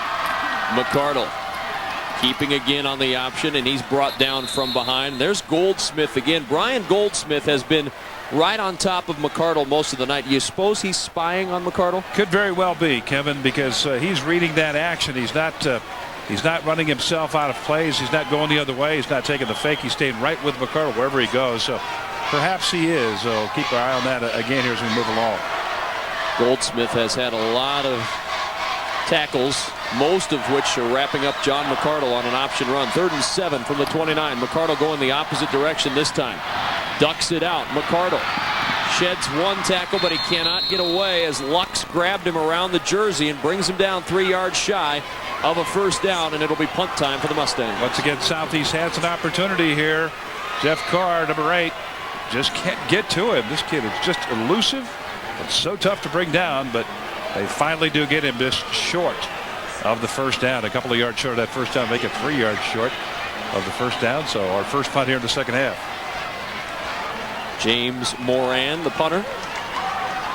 Double safeties back for Lincoln Southeast. And they'll angle kick it, trying to kick it away from the return, especially they don't want it in the hands of Burkle. And it's out of bounds to the 41, and that's where Lincoln Southeast will have it. First down and 10 yards to go from there. NETV sports coverage of the 2002 Nebraska State High School Football Championships are brought to you in part by Education Quest Foundation, improving access to college through scholarships, community grants, and college planning services. By Brian LGH, the first name in healthcare. And by NPPD, always there when you need us. From the 41-yard line, first down and 10. Rude in motion out of the backfield. Raby to throw. Look in Rude's direction. He's got it down the sideline. Rude to the 20. One man to beat for the score, and he'll do it. Touchdown, Lincoln Southeast. First play, and it goes 59 yards for the score. Isolated on the linebacker, Ballon Bergman here. And Rude just ran right by him, number 24. You see him right there, about 3-4 yards behind him. And Rude's got great speed, Kevin. He accelerates. Chuck Mazurski talked about that acceleration. And we see it right there. Rude came in motion, got a little bit of a head start there, and just took it right on down the field and right past the linebacker. It's very tough for the linebacker most of the time to cover that back out of the field, especially when he's got a head start, Kevin, and that created that touchdown pass. And the missed extra point on the Millard North side is now costly because Southeast hits the extra point, and the Knights now lead 7-6 with 9:49 to play in the third quarter. 59 yards from Raby to Rude through the air, and Bo Rude in 3 seconds scores the first touchdown of the night for Southeast. Kevin, on the year, Bo Rude just caught 2 passes for 59 yards. He had one of those for a touchdown, though, so he equals that mark right here with 1 reception and a touchdown in the biggest football game of his high school career right here, and showing good hands, good speed to get on by and make the grab and head for the zone. Travis Bornemeyer will kick it off for Lincoln Southeast. Bornemeyer ready to approach it at the 40-yard line. 7-6, Knights lead it. And Bornemeyer's kick taken by Flynn at the 2. Straight up the middle of the field. Flynn gets a block, spins away. Flynn down at the 31-yard line. Tackle made there by Drew Krutak. And Flynn with a good return on that kickoff for Millard North. Take it right short of the end zone right there, and they'll get it upfield. He's had an average this year on kickoff returns of 23 yards. He takes this one, Kevin, out across the 30. As you said, I think about to the 31 right there. Just good, tough running, good speed. Pretty much on his own on that play. For the first time tonight, Millard North trailing 7-6. 9:42 to play third quarter. First man through gets it. It's Behrens. And he'll take it out to the 33-yard line, a gain of 2 yards for Jake Behrens, the fullback. And it'll bring up second down and 8. And once again, Brian Goldsmith there to make the tackle. At 66 on the year, he might have that many tonight, the way he's going. He and Lux over there, Tim Lux, combining to make that tackle. Goldsmith, the initial hit, Lux in to help with an assist. 7-6, Lincoln Southeast. John McCardle leads the Millard North offense to the line. Second down and 8, 33-yard line. McCardle will option, and he'll go nowhere. Again, penetration by Jeff Carr this time, the senior linebacker, who had 72 tackles on the season, gets into the backfield and brings down McCardle. Carr came in there right. Watch him here, number 8, unblocked. Good quickness there. He contained the play, kept it inside. I imagine Goldsmith was underneath all of that somewhere also, Kevin. But Jeff Carr right there, instrumental on that play. 3rd down, 7, 34-yard line. 7-6, Southeast leading, and Millard North facing 3rd and long again. McCardle gives it off on the reverse and fumble on the play. Southeast is going to have it at the 37-yard line. Jake Galusha coughs it up, recovered on the play by Tim Lux. Brian Goldsmith there on the hit. Let's take a good close look here and see if he is the one that indeed caused the fumble. Here comes Galusha. Lux right there, and it is Goldsmith that causes the fumble, and I think Galusha, or check it, Luck recovers it. Well, or did he? That's 84 right there, Andy Sand. They both got a piece of the football. So Lincoln Southeast, Kevin, capitalizing here early in the 3rd quarter on miscues by Millard North. 4th Mustang turnover of the night. 36-yard line of Millard North. 1st down and 10. Raby to throw. Looking over the middle, and it's intercepted. Intercepted by Adam Shada for Millard North. And for the 2nd time tonight, Lincoln Southeast turns it right back over to Millard North 1 play after they get the turnover. Just consecutive turnovers. Hard to believe these things can happen in football, but they indeed are right before our very eyes as Raby winds it up here. And the coverage there was provided by number 7, Reiki. Close call right there, Kevin, in terms of whether or not that might have been interference. 1st and 10 from the 15. Millard North needs somebody else on the field. They run him on late in Cam Taylor. And it'll be a minimal gain from the 15 to the 17-yard line. It was Tadvar who came on late. And Millard North gets a short gain again. Lincoln Southeast really clogging up that middle here in the early 3rd quarter. Bringing those tackles down. Linebacker, as we talked about earlier, Goldsmith really keeping his eye right on the quarterback, John McCardle. But also linebacker Tim Lux being very effective from his defensive end spot. 2nd and 8 from the 17. McCardle on the toss to Flynn. Flynn trying to find running room. There's not much there. Look at all the black and gold of Lincoln Southeast collapsing on top of Flynn. There were 6 guys on top of Flynn, and Goldsmith finds himself again at the bottom of the pile. The only guy that wasn't part of the whole deal over there was Andy Burkle. That's because he plays a right corner over there. He had a long ways to go, but watch it here as those tackles slant to the left, and there's a great job. You saw right there in front Logan Geisler, 81, just staying at home, playing the contain, making sure that play stays inside. Great job by Geisler. Southeast really swarming to the football here in this 3rd quarter. 3rd down and 5, 20-yard line. McCardle on the option. Trying to find some running room. A flag is down. McCardle has the first at the 27-yard line, but let's check the flag. Thrown in the direction of an illegal block or a hold. Goldsmith again on the tackle, and he popped McCardle really well that time. Hard hit by Brian Goldsmith, but McCardle takes it and pops right back up. Tough kid that he is. It is a hold against Millard North, though. And so that'll push them back into the hole and create a 3rd down and long for a Millard North offense that has done it all on the ground. No passing yardage tonight. 169 yards on the ground for the Mustangs. They did try one pass. Give them credit for that.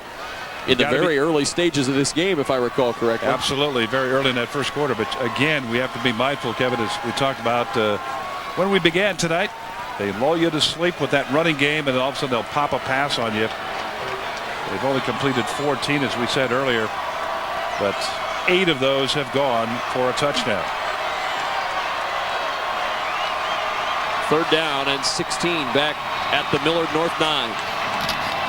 McCardle keeps on the option. Look at him shed tackles. McCardle, by all rights, should have been stopped back at the 9-yard line.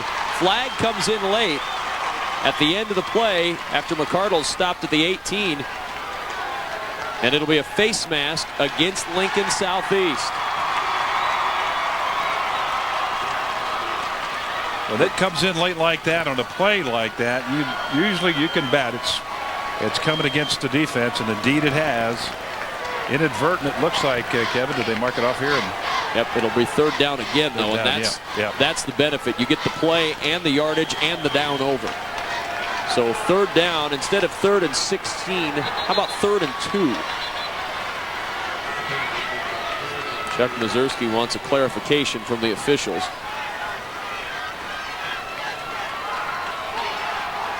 They will give it to him. Play is stopped for a moment as they sort things out. And Coach Mazurski is going to find out exactly what's going on. Fred Petito likes what he sees here on 3rd and 2 instead of 3rd and 16. Much more favorable odds. On 3rd and 2, McCardle. Little screen set up. It's a first down.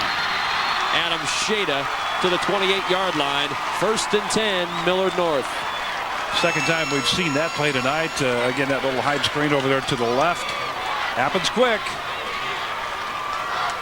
And Carr over there to make the tackle. Carr, the leading tackler on this Southeast team coming into the ballgame tonight. 72 tackles, also picked off 4 passes. And he's over there to make that tackle, but not until after he picks up the first down. So McCardle and Millard North, a new life here. On the 28, 1st down and 10. Right up the middle goes Behrens, and right down to the turf goes Behrens in the arms of Justin Buzzboom. A gain of a half yard, maybe, for Jake Behrens as that interior line. Tim Lux also in there on the tackle for Lincoln Southeast.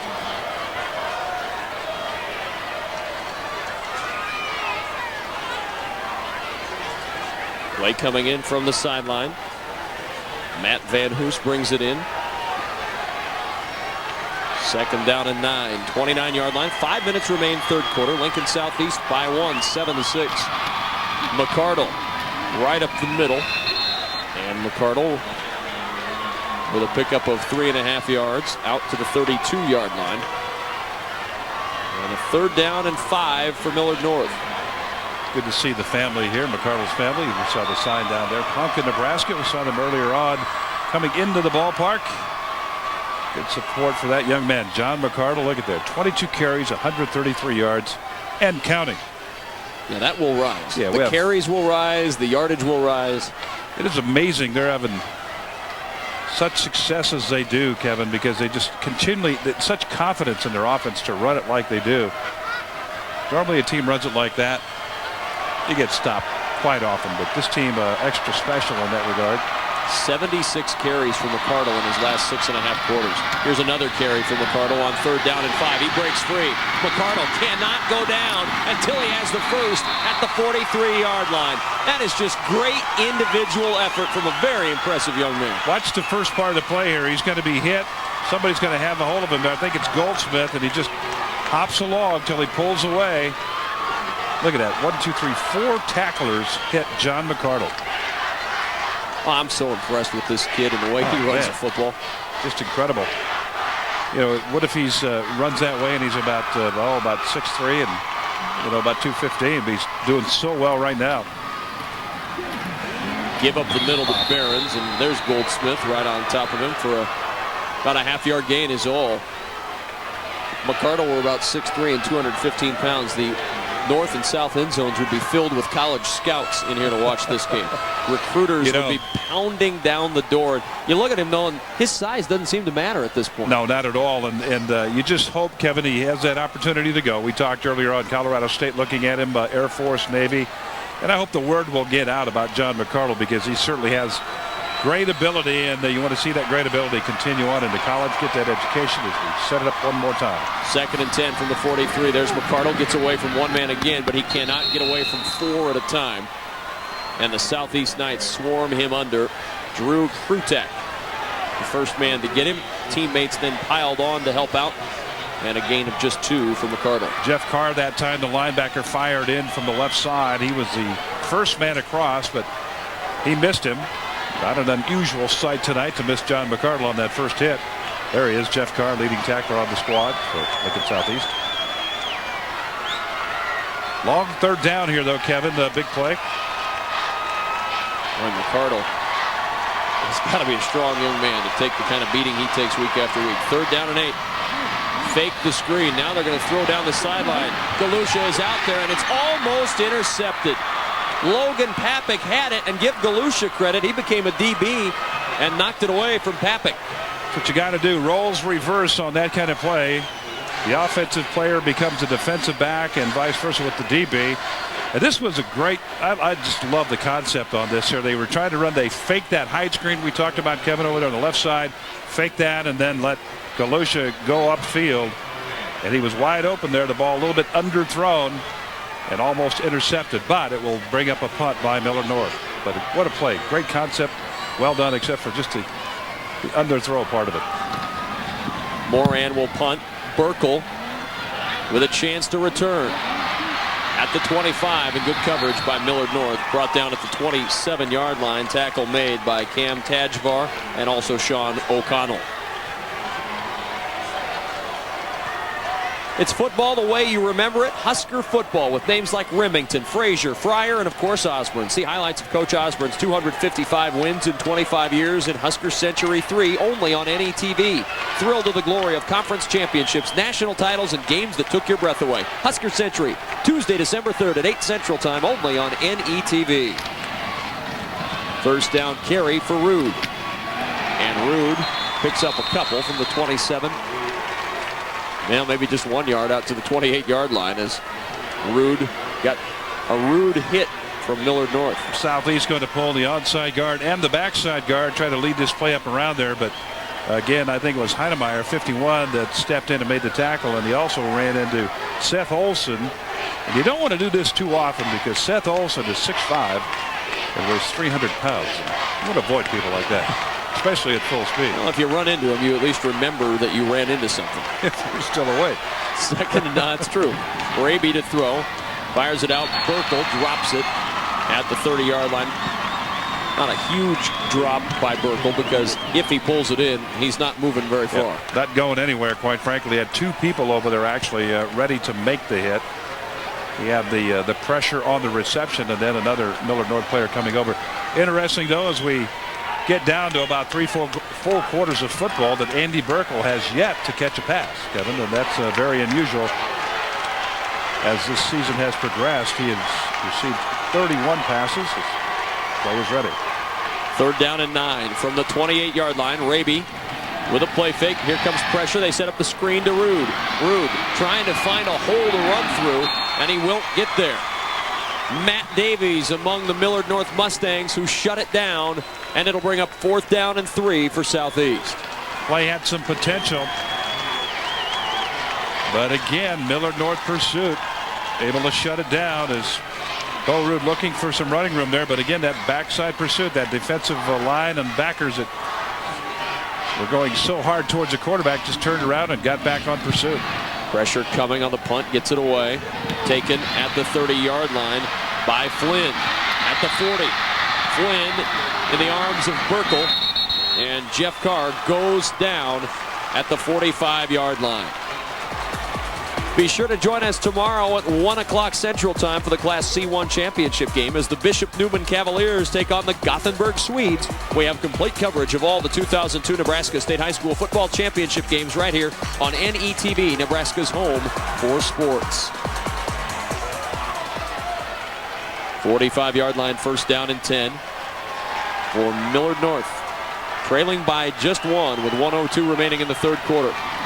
McCardle keeping again, working his way upfield at midfield, and McCardle dragging Jeff Carr 3 yards to the 47-yard line of Lincoln Southeast.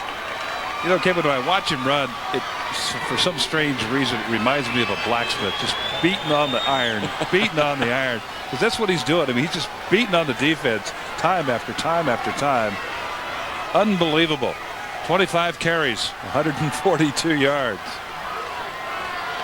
For those of you who don't remember what a blacksmith is, you've been shoeing a horse lately? Yeah, actually down south of town here a couple of weeks ago. Second and 2 for the 47, and nothing doing for Behrens as he'll lose a yard back to the 48-yard line. Good push up front by Lincoln Southeast. Some of the things you do in your free time strike me as very odd. But my friend, you knew what a blacksmith was. I did know.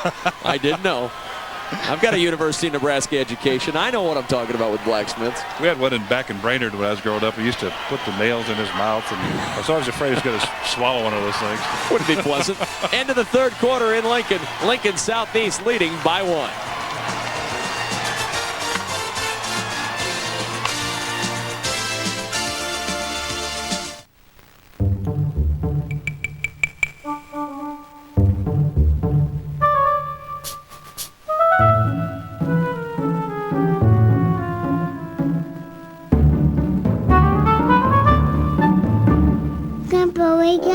Oh, it's story time. We'll read the story about the big dog. Yes, on the way to school. Always there when you need us. Nebraska Public Power District. Together with your local public power utility. My child go to college. Which one is best? Where will the money come from? What about books? Room and board. Do you feel you have more questions than answers about your child's college education? Let us help. Countdown to College will have experts to answer your concerns about the next step of your child's learning. Watch Countdown to College. Coming soon to NETV. NETV is a service of the Nebraska Educational Telecommunications Commission.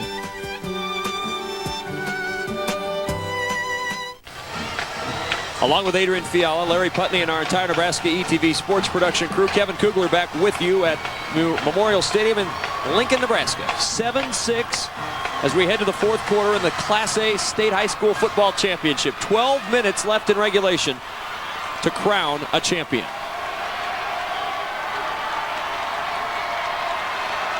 Third down and 3 from the 48-yard line.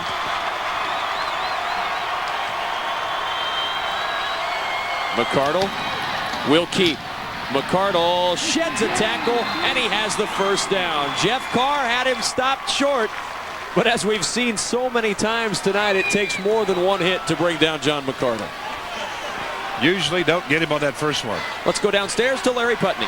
Guys, Bo Ruud standing here on the sideline. Mark Mumford, one of the assistants, former Nebraska linebacker, one of the assistants at Southeast, looked at Bo, said, hey, fourth quarter state championship, you ready to play some defense?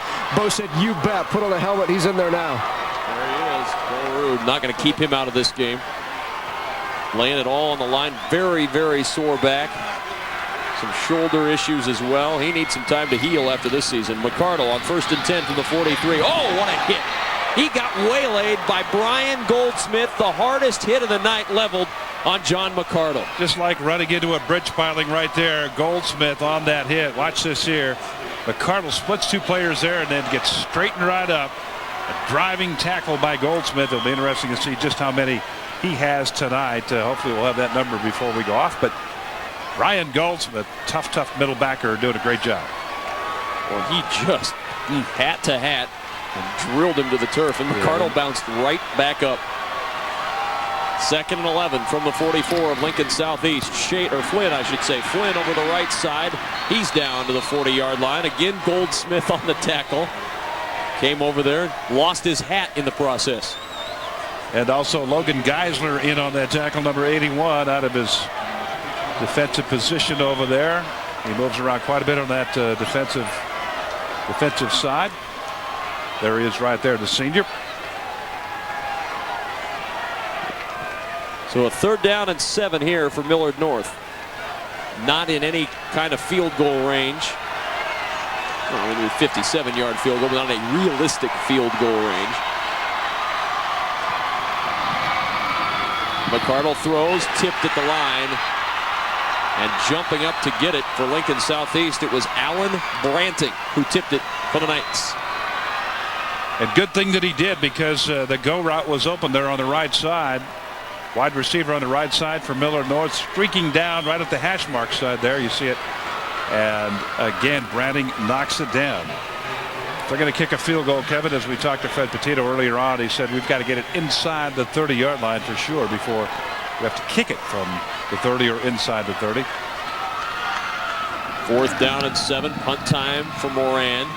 Trying to angle. He got it out of bounds inside the 5 one time tonight. This time, though, the bounce takes it into the end zone for the touchback, and the Knights will start 1st and 10 on their own 20-yard line. Well, if you'd like a copy of the high school football game you're watching right now, of any of the games in this 2002 championship, heck, even any of last year's games in the 2001 State High School Football Championships. It's very easy to do. Just log on to net.unl.edu and click on the sports link that's on the internet. Or if you don't want to use the computer, we make it easy for you on the phone, 800-228-4630.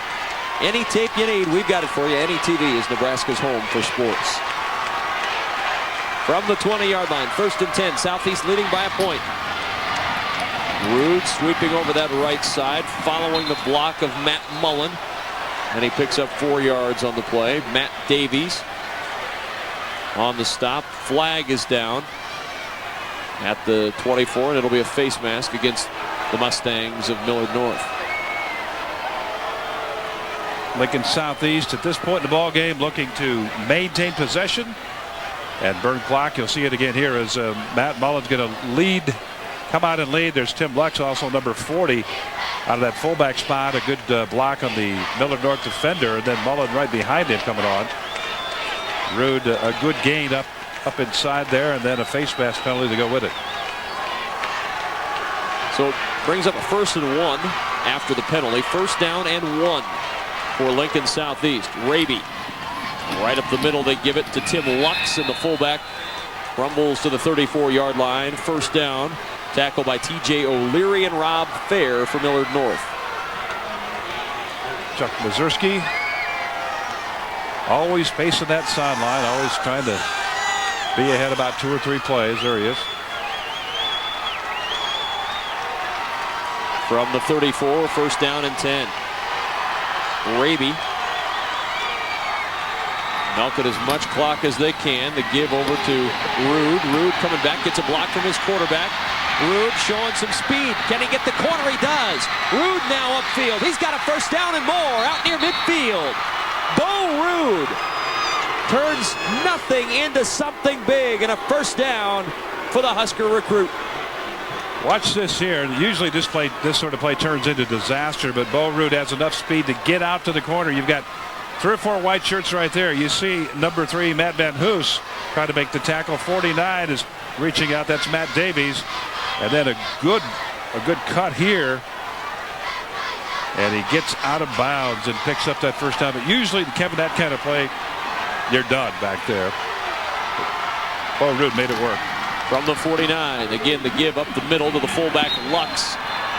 And a little extra lunge. Lux into Millard North territory near the 45-yard line. Good carry on 1st down for Southeast as the clock slips under 9 minutes to play here in the 4th quarter. And that missed extra point really starting to loom large in this football game. As we discussed earlier on, always in big games it seems to have that impact. And we'll see as it winds down here as Southeast 2nd and about 4 here. 45-yard line of Millard North. Raby gives it right up the middle. This time the carry on the play by number 36, Drew Burson. And Burson has another 1st down inside the 40. The ball popped out, but it was down. And it'll belong to Lincoln Southeast with a 1st. Zone blocking up front, taking it right over Branning and Koppel on the right side. And Burson just will not be denied. He had 2 or 3 white shirts hanging on to him. He picks up that 1st down. Burson, just a junior, 5'5", and 166 pounds. 1st down and 10 from the 39. Right up the middle, they work it again to Tim Lux.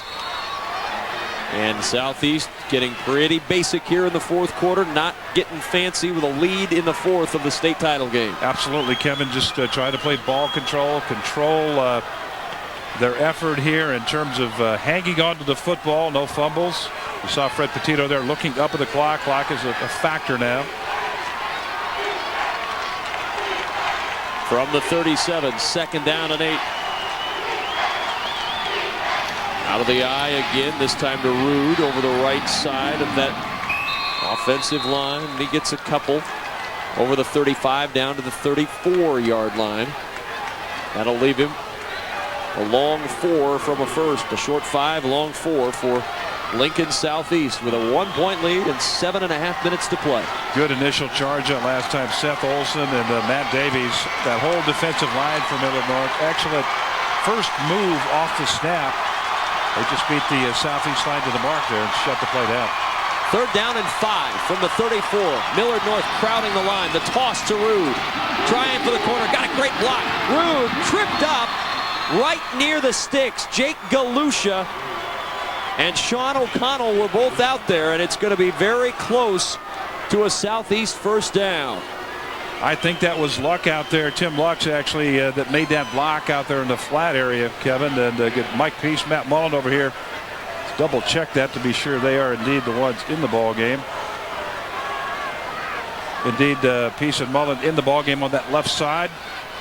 And they sealed it off for Rude, and then Lux provided that block out in the flat, and Rude was able to pick up that first down. Larry Putney standing by down on the field with the quarterback at the start of the year for Lincoln Southeast, Nick Baugh.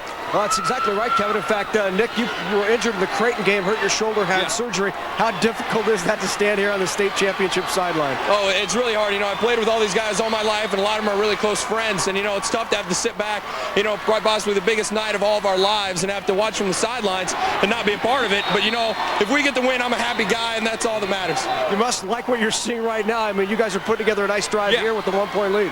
Yeah, you know, at halftime we really buckled down and, you know, had to dig deep, find that fire inside of us, and I think we did. You know, Bo, he's a great player. He made a great play, and you know, that's kind of been the turn of events right now, and Bo's really rolling right now. Nick, thanks very much. Yeah, no problem. He's a Division I basketball recruit, guys.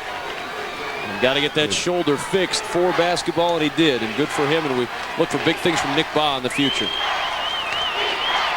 2nd and 5 from the 24-yard line. Raby on the toss. Rude. That little fake toss again, and he is brought down, tackled by Dave Heinemeyer, who came from behind to get him a yard shy of a first down, but Rude continuing to power it forward for Lincoln Southeast. Powered forward. They continue to burn clock as, again, that little dipsy-do move there. Attempted at a fake pass, but doesn't work. He gets up inside, but picks up that ever important. Well, no, he didn't. He's just short of it, Kevin. 3rd down. 9,828 on hand here tonight for the Class A state championship game. Good crowd indeed. 3rd down and 1 from the 20. Lux gets the carry, bounces off a tackler, and he's going to have the first down. I think that was Matt Davies that popped him right at the line of scrimmage, and Lux bounced away and got the first. It was, Kevin, and again, good reaction by Lux, the fullback. Plays a good linebacker spot, and also the fullback spot, and blocking principally for Barrett Rude, Bo Rude on the season, but that time bounced out of there and picked up a ever important first down. From the 18-yard line, 1st down and 10. Raby milking some clock on the toss, looking for some running room over that right side. Drew Burson down near the 15-yard line, picks up about 3 on the carry. Matt Davies right there coming in from the backside. He's got some speed and some quickness and strength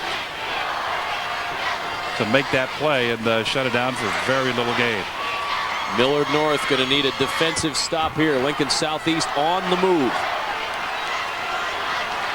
2nd down and 8 from the 16-yard line. Raby under center. Wants to throw. Rolling to the right side. Now he'll keep it, and he's shoved out of bounds at the 13-yard line. Chris Reinke knocks him out at the 13, and that stops the clock. Play action fake here. Millard North did not bite on it, so Raby going to try to just make whatever he can on the play. Get upfield. Would like to stay inbounds to keep that clock running, but not able to do that. Momentum took him out of bounds. 3rd down 4 from the Millard North 12. Impressive drive put together by Lincoln Southeast. The 14th play of the drive right here on 3rd and 4. Rude with the carry. Rude in trouble, and he's down in the backfield. Dave Heinemeyer grabbed hold of the ankle and would not let go, and he throws Rude and the Knights for a big loss. Great reaction by the Millard North defense this time to be a counter play to go to the outside, but Heinemeyer, he handled the block right there. You saw Alan Branding trying to block him right there, but Heinemeyer would have none of that, and he made the play single-handedly. That's just great individual effort. And Lincoln Southeast will line up to attempt a 37-yard field goal off the foot of Tony Young. 4 minutes to play, and flags fly. Movement on the right side of the Knights offensive line. And this changes it from a 37-yard try to a 42-yard try. And now if you're Chuck Mazurski, what do? You got to get it into the end zone, and it'll come out to the 20-yard line. If you don't, then a little field position problem. Exactly, Kevin. They're still going to line it up. They'll spot it at about the 32, make it a 42, as you said. Raby is the holder. Millard North leery as far as the play goes. Fake it is, and they flip it inside, and Millard North is all over it. Goldsmith trying to advance it on the fake, but Millard North would not bite.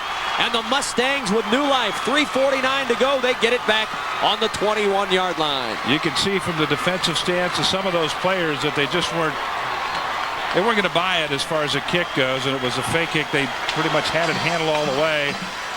And there you see Goldsmith trying to get up inside, and 4 white jerseys there to say hello. Well, here we go. Stretch run for Millard North. Why you play the game, guys? 1 point the difference in the state championship game with 3:49 to play. First down, and McCardle for the first time tonight in the gun. He'll keep it. Blockers out in front. Great burst of speed. McCardle down the sidelines. John McCardle into Southeast territory at the 44-yard line.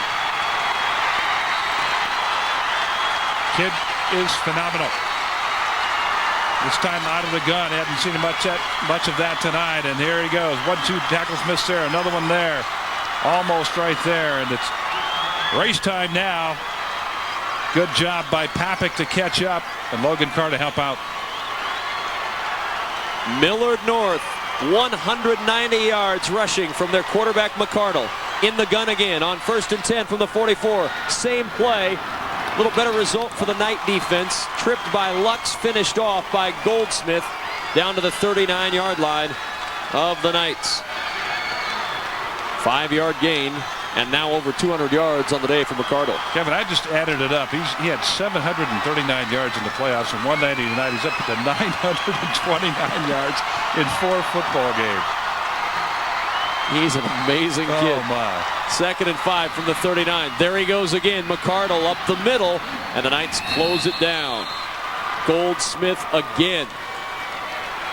Those two are going to have to spend a little time together outside of the football field because they've spent an awful lot of time together tonight. Goldsmith and McCardle have gotten very well acquainted in this one.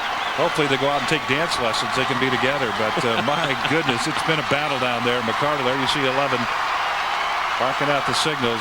3rd and 1 from the 35. McCardle again going to work. McCardle has the first down. He's got much more down the sideline and shoved out of bounds by Rude at the 18-yard line. First down for the Mustangs. They line up those 2 backs on one side there. They get an extra blocker on the side and then leave it up to McCardle for there, but he leaves most of the Southeast defenders holding air. You saw number 81, Logan Geisler, trying to make the tackle, but just a shadow that he went for. And McCardle just continues to rip it up to 216 yards now. The amazing thing about him, Abe, is that everybody in the building knows he's going to carry the football, and he still hasn't been stopped. Southeast is throwing everything but the kitchen sink at him, and he still will not go down. Over 200 yards rushing. And a first down at the 18-yard line. Chains were tangled a little bit there. They had to get them all straightened out. They're ready to go, and so are the Millard North Mustangs on the move. Late 4th quarter, 2:34 to play, down by 1. McCardle again with blockers. McCardle across the 15 and inside to the 12-yard line. A pickup of 6 for the quarterback slash running back slash offense, John McCardle. Slash Superman, too. He's got a little red cape there to play with also, Kevin. They line up those 2 backs to one side, and again, everybody knows where the ball is going. They run it to that side most of the time, and McCardle, yep, here we go again. Take your guess as to who will carry the mail on 2nd and 4. It's McCardle, and this time he will go nowhere. Southeast clogging it up.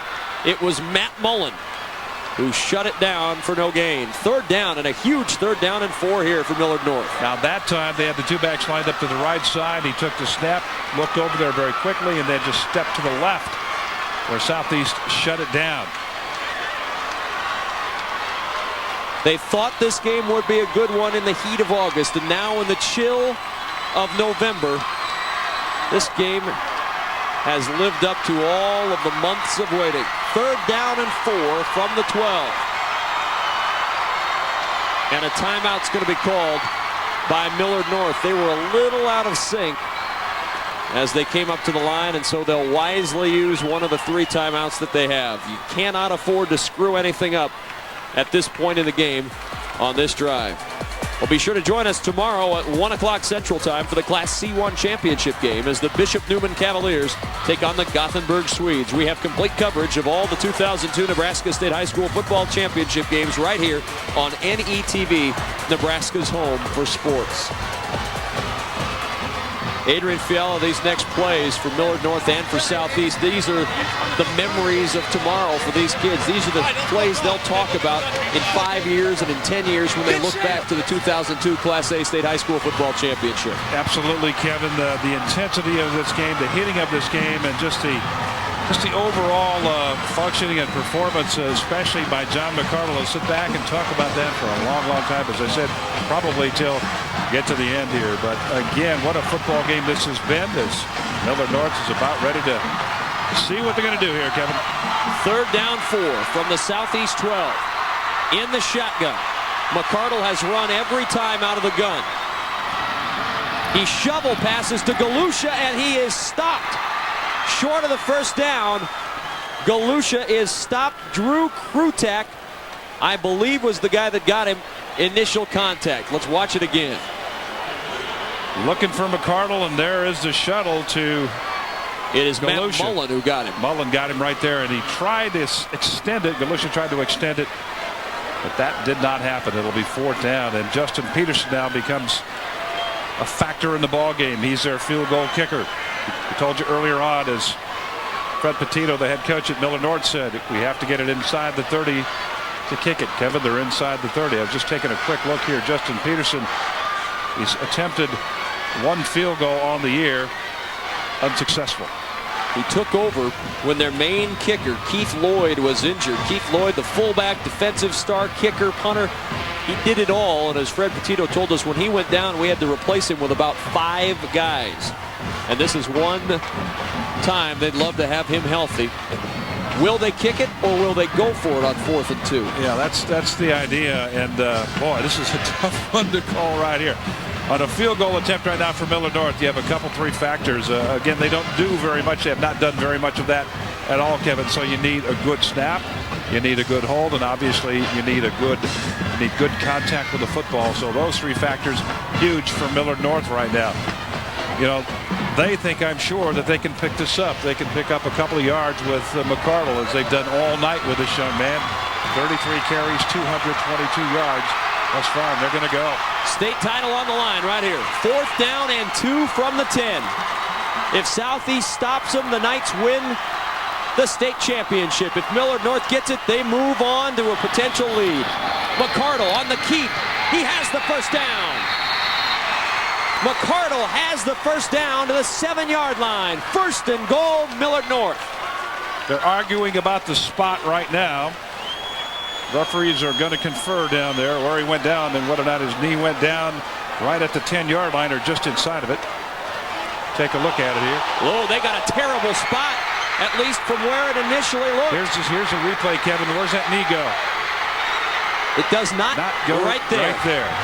And that is short of the 1st down. The officials do the job, and Southeast holds. Let's go downstairs to Larry Putney. Guys, it was the official on the far sideline that saw the knee go down. The official on your sideline actually spotted it inside the 8, which would have been a 1st down. It was the official on this sideline who immediately came running in and told him that he saw a knee down right at about the 9, and that's when they spotted it. Well, you knew immediately when that conference started it was going to be a problem as far as the spot goes. And this is a controversy that's going to persist for a while, I'm sure, Kevin. On the replay, though, and to have the back of the officials for a minute, and they had to make it on the spot, it looked as if his knee did go down. And the sneak forward by Raby. Millard North will take their second timeout. And you can see the frustration and the disappointment on the face of John McCardle, who played a whale of a football game tonight. 1:09 to go. And now Fred Petito with the timeout gets the chance to come out under the auspices of talking to his team and chat with the officials about that call. Going right to Tucker Kehoe, the referee for the evening. Kehoe out of Hastings, Nebraska.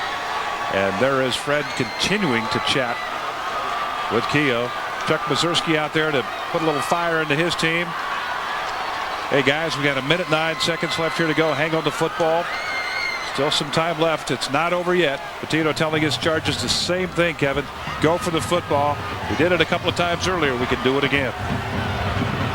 2nd down and 8. Crowd still disgruntled on the Mustang side, as they will be for quite some time. A controversial call on 4th down by the officials of the Knights. With a 2nd and 8. Give it to Rude. Rude lunging forward. They're stripping at the ball, trying to rip it out of, not Rude, but Goldsmith's hands. And Goldsmith hanging on to it. No, it is Rude. Rude did have the carry. And it'll belong to the Knights, and a timeout taken by Millard North. 3rd down and 5 from the 14. And here comes Chuck Mazurski out again to talk to his troops with 1 minute to go to a state championship. Millard North out of timeouts, Kevin. I think you just mentioned that, or did you not? Okay, out of timeouts. They indeed need to hold it right here, and if they get the ball back, they'll have a little bit of time. With a guy like McCardle, you know, one play is enough for McCardle. And your point is so well taken earlier that you know what they're going to do. I mean, this kid's all over the place. 223 yards. Let's add it up here quickly. While we add it up, we'll go downstairs to Larry Putney. Guys, we talked a little bit about Petito's decision to go for it on 4th. I thought it was a great call. You put the ball in the hands of your best player and try to get it. Well, the kicking's been so inconsistent this year. Since Lloyd was out, you have to do it. Rude on the left side, working as hard as he can to string it out and run more clock. He's down at the 14. It's 4th down, but Millard North cannot stop the clock. They will get the football back. As soon as the play is set, they'll wind the play clock. They do wind it, and Millard North will get it back with about 10 seconds to go in this 4th quarter. And you can see an unhappy Fred Petito on the sidelines for Millard North. What a battle it has been tonight in the Class A State High School Football Championship. A tremendous football game. Indeed it has. Just a hard-fought game, a hard-hitting game, as the play clock's going to wind down. With about 12 seconds left here in the ball game, the play clock has wound down. Timeout taken by Southeast. They don't want to be pushed back any further now. You have to assume Millard North will come with everything on this punt, as a block punt changes the entire complexion, obviously, of the game. And there is the kicker warming up for Millard North, Justin Peterson. They had a chance to use him inside the 10 on 4th down. They chose instead to go with the run. McCardle and the Mustangs thought he had it. Initially was marked with a 1st down, and then on the far side the official ran in, saw the knee down, and on replay the knee was down just shy, it looked on the replay, of the 1st down marker. And Kevin, as we talked to Petito, Coach Petito, before the game, said, Fred, you need to pick up 2 or 3 yards. Which way you go? And he said, we're going to go right. And they did go right over Peacock and Olson. 290 and 300 respectively. 10 men up. Unfortunately, the knee went down. There we go. 10 men up on the line for Millard North, trying to block the punt of Tony Young. Here they come, and Young gets it off. Back to get it is Aaron Flynn. Flynn fumbles the football. The Knights have it, and Southeast will win the Class A State Football Championship.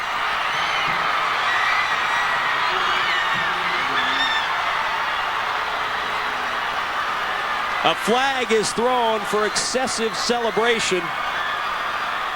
And I don't know if any celebration can be too excessive when you win a game like this one. Not at all, Kevin. The Southeast bench just went absolutely bonkers over there. Chuck's trying to get his people off the field, and still 4 ticks of the clock left here.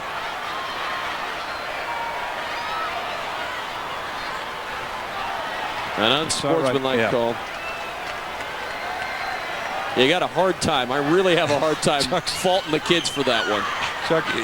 Chuck made no mistake about it, telling them, you go to a knee right now. They were champions in 2000, champions in 98 and in 97 and 92 and in 91. Lincoln Southeast will now be called champions of 2002. And the Knights. Raby takes a knee. Ball game is over. The Knights celebrate as their fans storm the field at Memorial Stadium in Lincoln. Lincoln Southeast, your Class A state champions.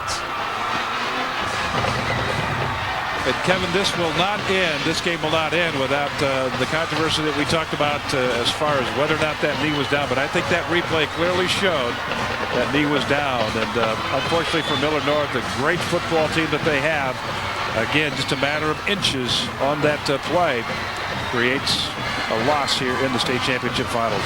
Heartbreaking night for the Mustangs of Millard North, who were so close, undefeated all year, and end up 1 point shy of perhaps winning the state championship. Lincoln Southeast does it. They win it 7-6 in a thriller in Lincoln.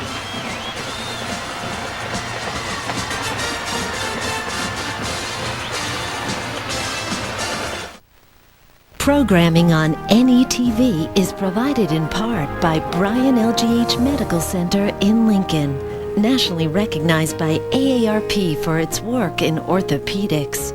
Bryan LGH also received nationwide acclaim for its success in cardiovascular services.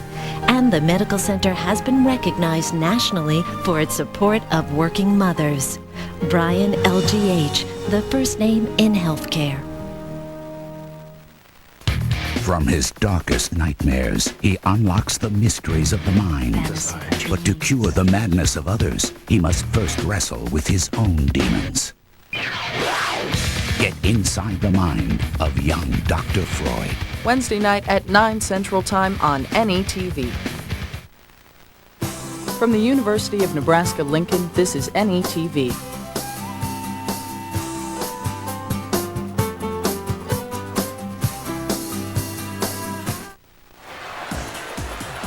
NETV sports coverage of the 2002 Nebraska State High School Football Championships are brought to you in part by ACE, the Public Alliance for Community Energy, your hometown choice for natural gas. By Bryan LGH, the first name in healthcare. And by NPPD, always there when you need us. The Southeast flag flying high tonight in Lincoln as the homestanding hometown Knights get a 1-point win over Millard North in one of the best football games you'll see at any level all year. What a game tonight. Incredible game, hard-hitting game, well played, a lot of emotion, a lot of passion. We got to see one of the finest high school runners I've ever seen, Kevin, in John McCardle tonight. 34 carries for 223 yards. His 4-game playoff total as far as yardage goes, 963 yards. And my goodness, that's almost 1,000 yards in 4 games for that young man, and what a great effort he put together tonight. Bo Rude takes a pass. He caught a couple of passes tonight, but he takes one in for the touchdown. He'd only caught 2 coming into the ball game tonight in the season. 1 for a touchdown. Capitalizes again tonight. Catches a pass, takes it in for the TD. So 2 of the big stars shine, Kevin, and again, Lincoln Southeast puts one away here, and that is just tough. That's just, this young man played his heart out. They all played their hearts out, quite frankly, but John McCardle trying to emotionally get over this one. I dare say it'll be a while before that happens. Well, let's go to our public address announcer, Dave Shalene, for the awards ceremony. The Nebraska School Activities Association is happy to have medals and trophies for both of these outstanding teams.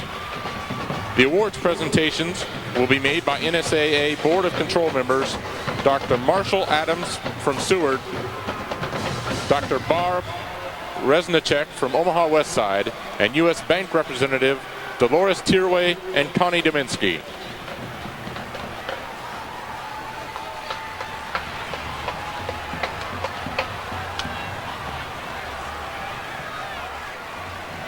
Here are the awards for Class A runner-up Millard North. Will head coach Fred Petito and your assistants please come to the sideline stage to present the silver medals to the members of your team. Players, as your name is called, please come forward to receive your medal.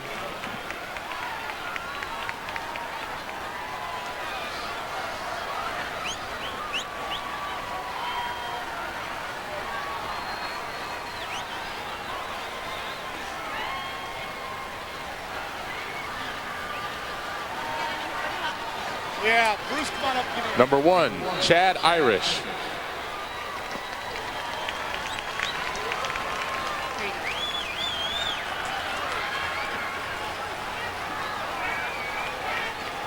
Number 2, Aaron Flynn.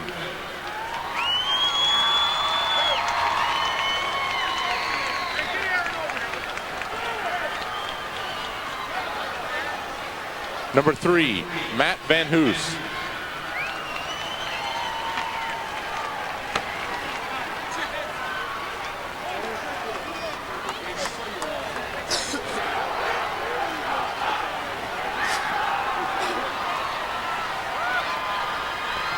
Number 5, Robbie Knight.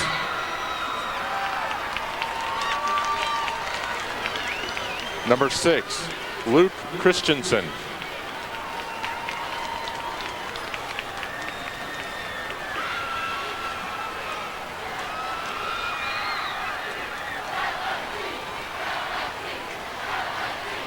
Number 7, Chris Ranke.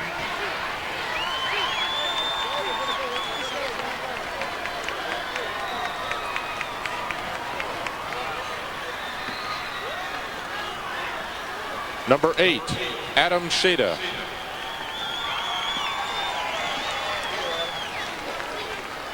Number 9, Cliff Tullis.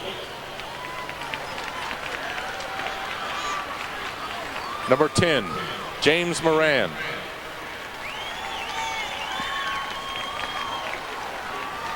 Number 11, John McCardle.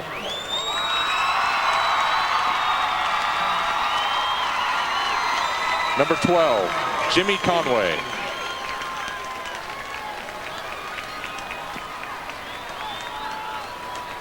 Number 13, Jeff Tarpinian.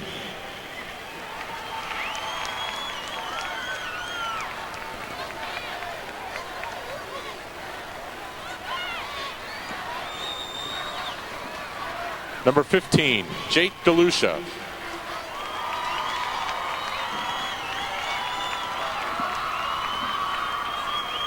Number 18, Justin Peterson.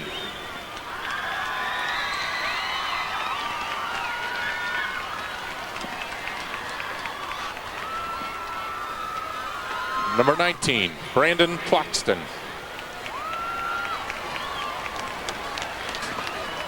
Number 20, Dan Subcheck.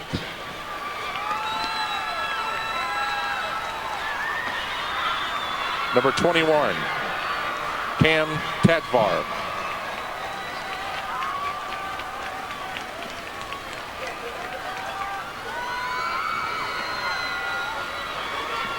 Number 22, Ryan Copia.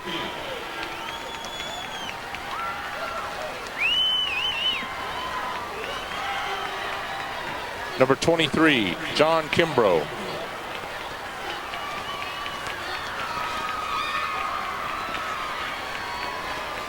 Number 24, Balin Birdman.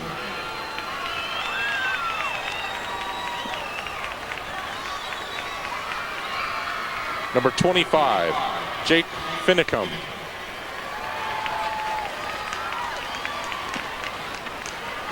Number 27, Joe Fury.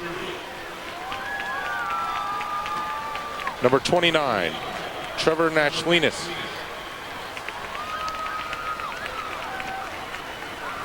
Number 30, Tom Gargano. Number 31, Sam Merrill. Number 32, Keith Lloyd.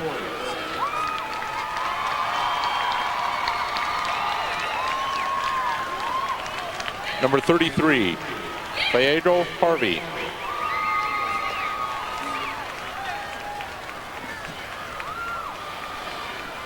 Number 34, Jake Behrens.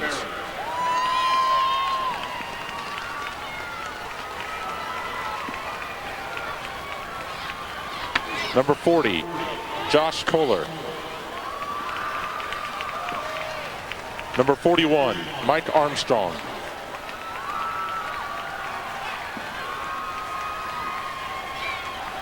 Number 42, Matt Wagner. Number 43, Colin McDermott. Number 44, Paul Homer.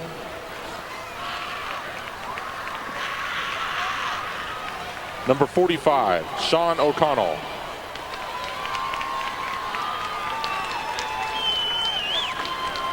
Number 47, David Thorson. Number 49, Matt Davies.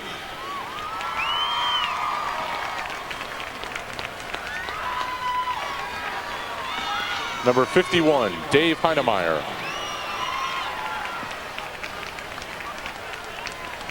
Number 54, Matt Lindell. Number 54, Mike Brooks.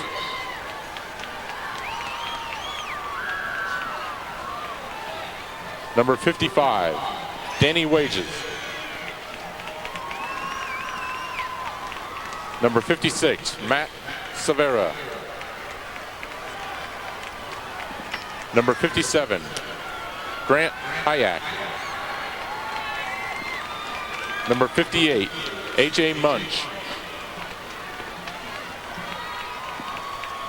Number 59, TJ O'Leary.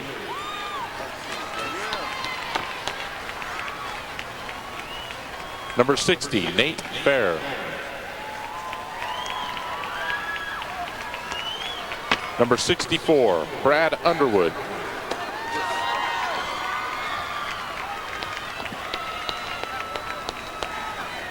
Number 65, Andrew Kangeiser. Number 66, Rob Fair.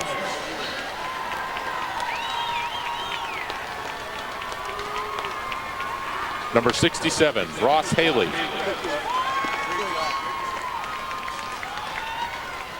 Number 68, Brad Abramson. Number 69, Corey Shalito. Number 72, Charlie Peacock.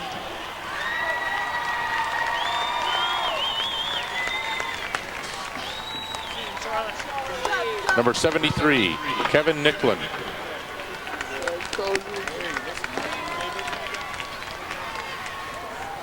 Number 74, Mitch Smolin.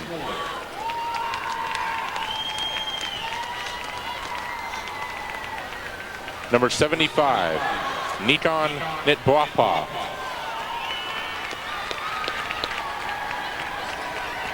Number 76, Seth Olson.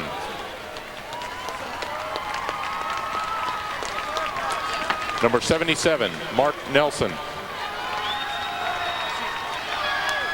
Number 78, Adam Nelson.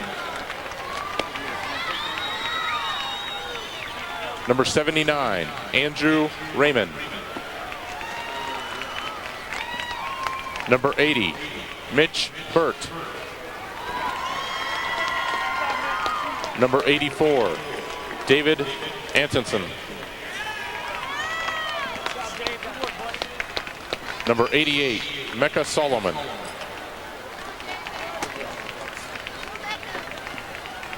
Number 88, Kyle Crum.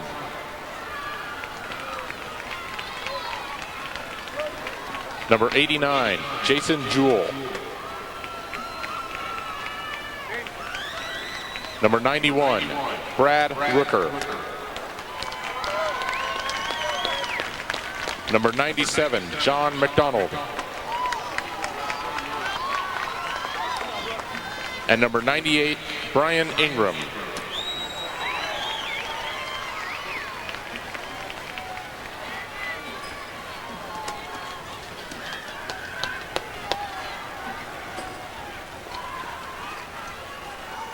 And now here is the Class 2002 Class A runner-up trophy. Congratulations, Millard North High School. Now the pain is obvious right now on the faces of the Millard North Mustangs. Kevin, we hear in sports about the agony of defeat, and this is beyond that for Millard North. I've never seen a team so dejected, and I can understand that. They've really poured their hearts into the season, had such a great year, and then have it all boiled down to about a space of about 8 or 9 and 10 inches there. It's incredible. Lincoln Southeast, the champions in Class A. Larry Putney's got more on the Knights. Well, the mood obviously much different on this sideline, fellas. Just a great atmosphere down here for the Lincoln Southeast, winning their 8th overall state championship. And a great moment afterward as Matt Miller, a 5'5" wide receiver, you see him there, number 80, walked up to Coach, gave him a hug after the game. Coach grabbed the front of his jersey, and Matt hasn't been in a game all year, guys, hasn't played yet this year. Coach grabbed him, pointed him in the chest, and said, son, you have no idea how much you helped us this year. You helped us win a state championship. I don't think the smile's left his face yet, guys. That's the face of high school sports right there. The kid that comes out, love of the game, and helps win a state championship. Dave Shalane standing by now with the award ceremonies for the state champions, the Southeast Knights. Now to the champions from Lincoln Southeast High School. First, head coach Chuck Mazurski. We have a special award for you. Now, Coach, would you and your assistants hand out the gold medals to the members of your championship team? Players, as your name is called, please come forward to receive your medal. Number 1, Logan Papik.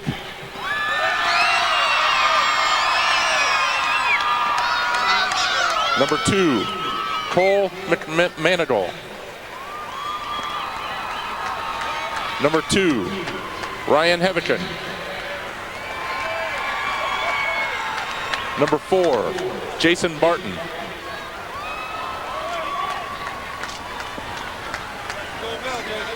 Number 5, Andy Burkle.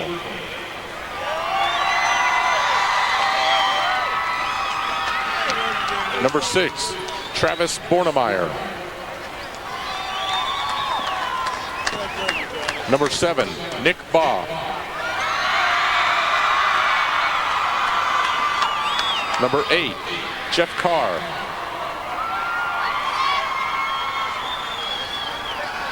Number 9, Matt Meyer. Number 10, Brett Wirgen. Number 10, Trent Price. Number 11, Jared Backus.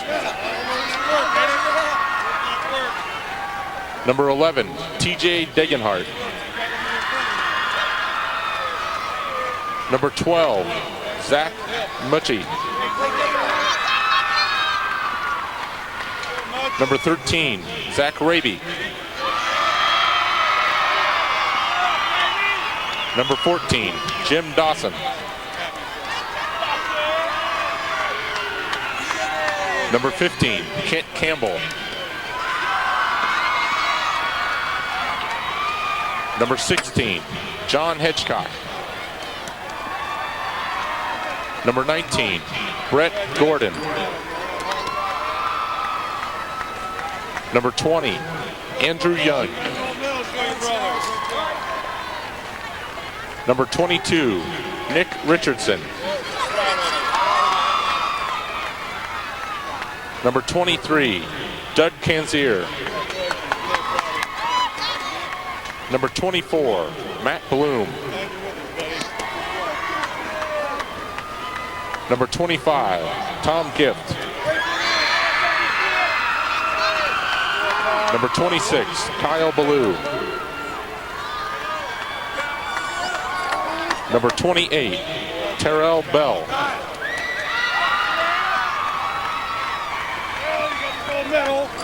Number 29, Wade Kalama. Number 30, Corey Shepard.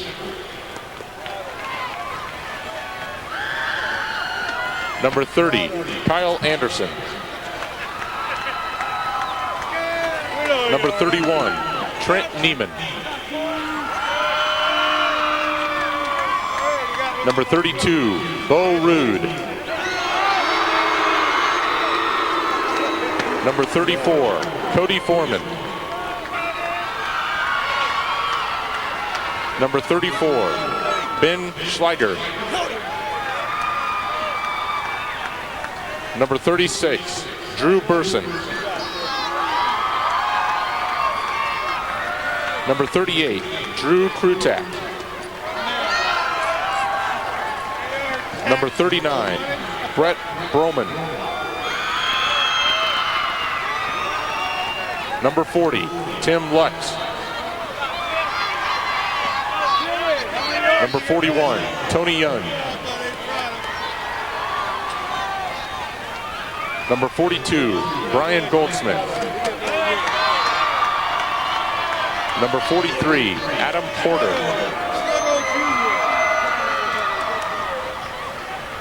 Number 44, Devin Segavino.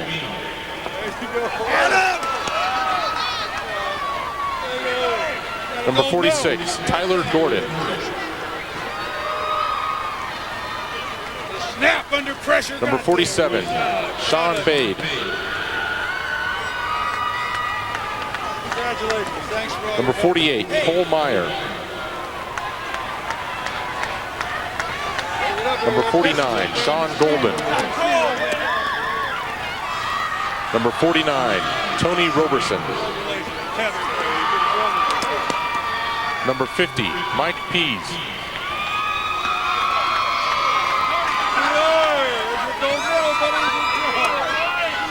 Number 51, Tyler Peterson.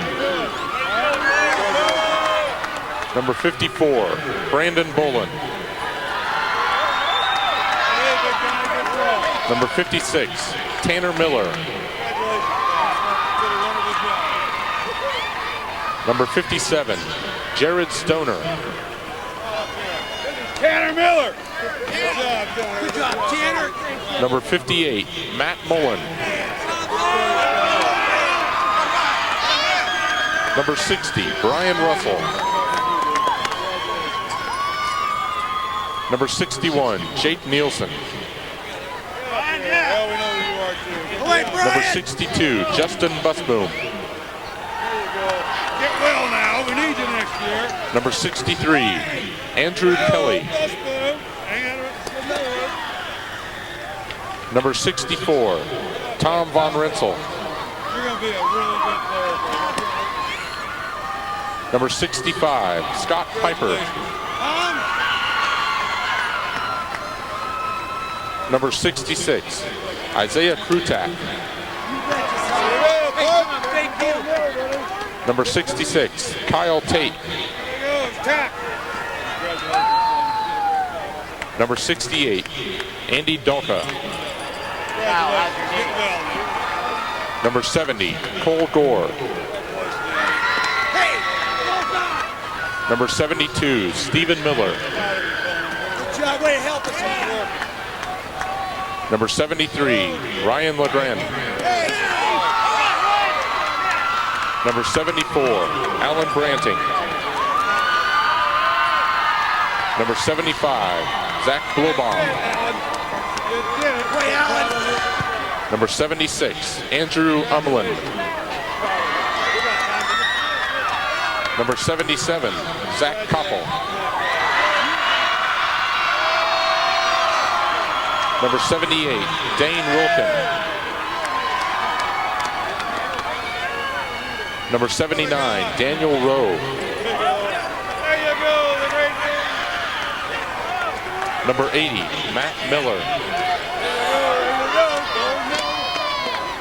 Number 81, Logan Geisler.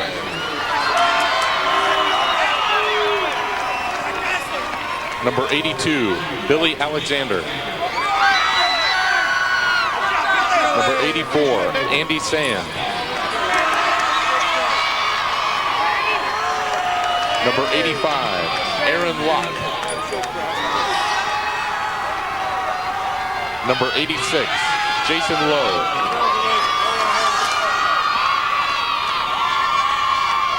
Number 89, Justin Fearhusen. Number 90, Danny Kuzma. Number 95, Matt Hill. Number 97, Matt Seelig.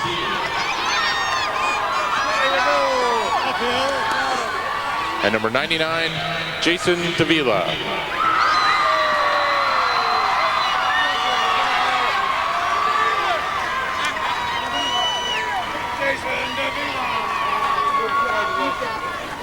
And now for these outstanding athletes and their school, here is the 2002 Class A State Football Championship Trophy. Congratulations, Lincoln Southeast High School.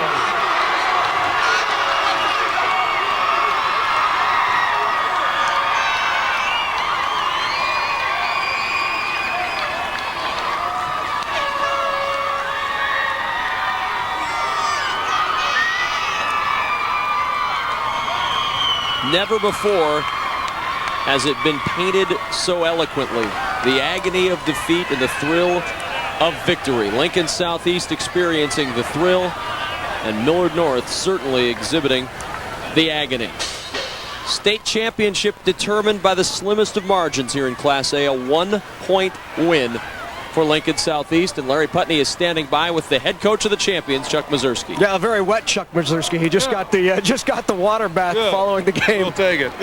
Coach, talk about the play right out of the halftime. Is that something you decided you were going to run out at half? We had worked on it all week, and I don't know, we're a little maybe reluctant in the first half. We wanted to see, it's kind of like a heavyweight fight. You're punching, and we just thought, well, we need to get a great athlete out on the perimeter and let him try to make a play for us, and we got the protection and we got a great throw, and the athlete made the play for us. And maybe the most remarkable thing about that play is that you did run it during the week, but Bo Rude never ran it because he sat out. The first time he ran that play was in pregame warm-ups today. That's exactly right. He just, he's got more aches and pains than I don't know who, and he just couldn't practice, but he's a great athlete, and he's a very intelligent. You tell him one time, and he gets bored if you tell him twice. He knows how to play. He comes from an athletic family, so we weren't ever really concerned that he couldn't make the play. Talk about the job your defense did on McCardle. Well, it's unbelievable. I mean, he's a great athlete, and I know he got a lot of yards, but boy, to only let him in the end zone once is just an unbelievable effort by those kids. This is the 8th. They never get old, do they? No, they don't. Congratulations. No, thanks a lot. I appreciate it.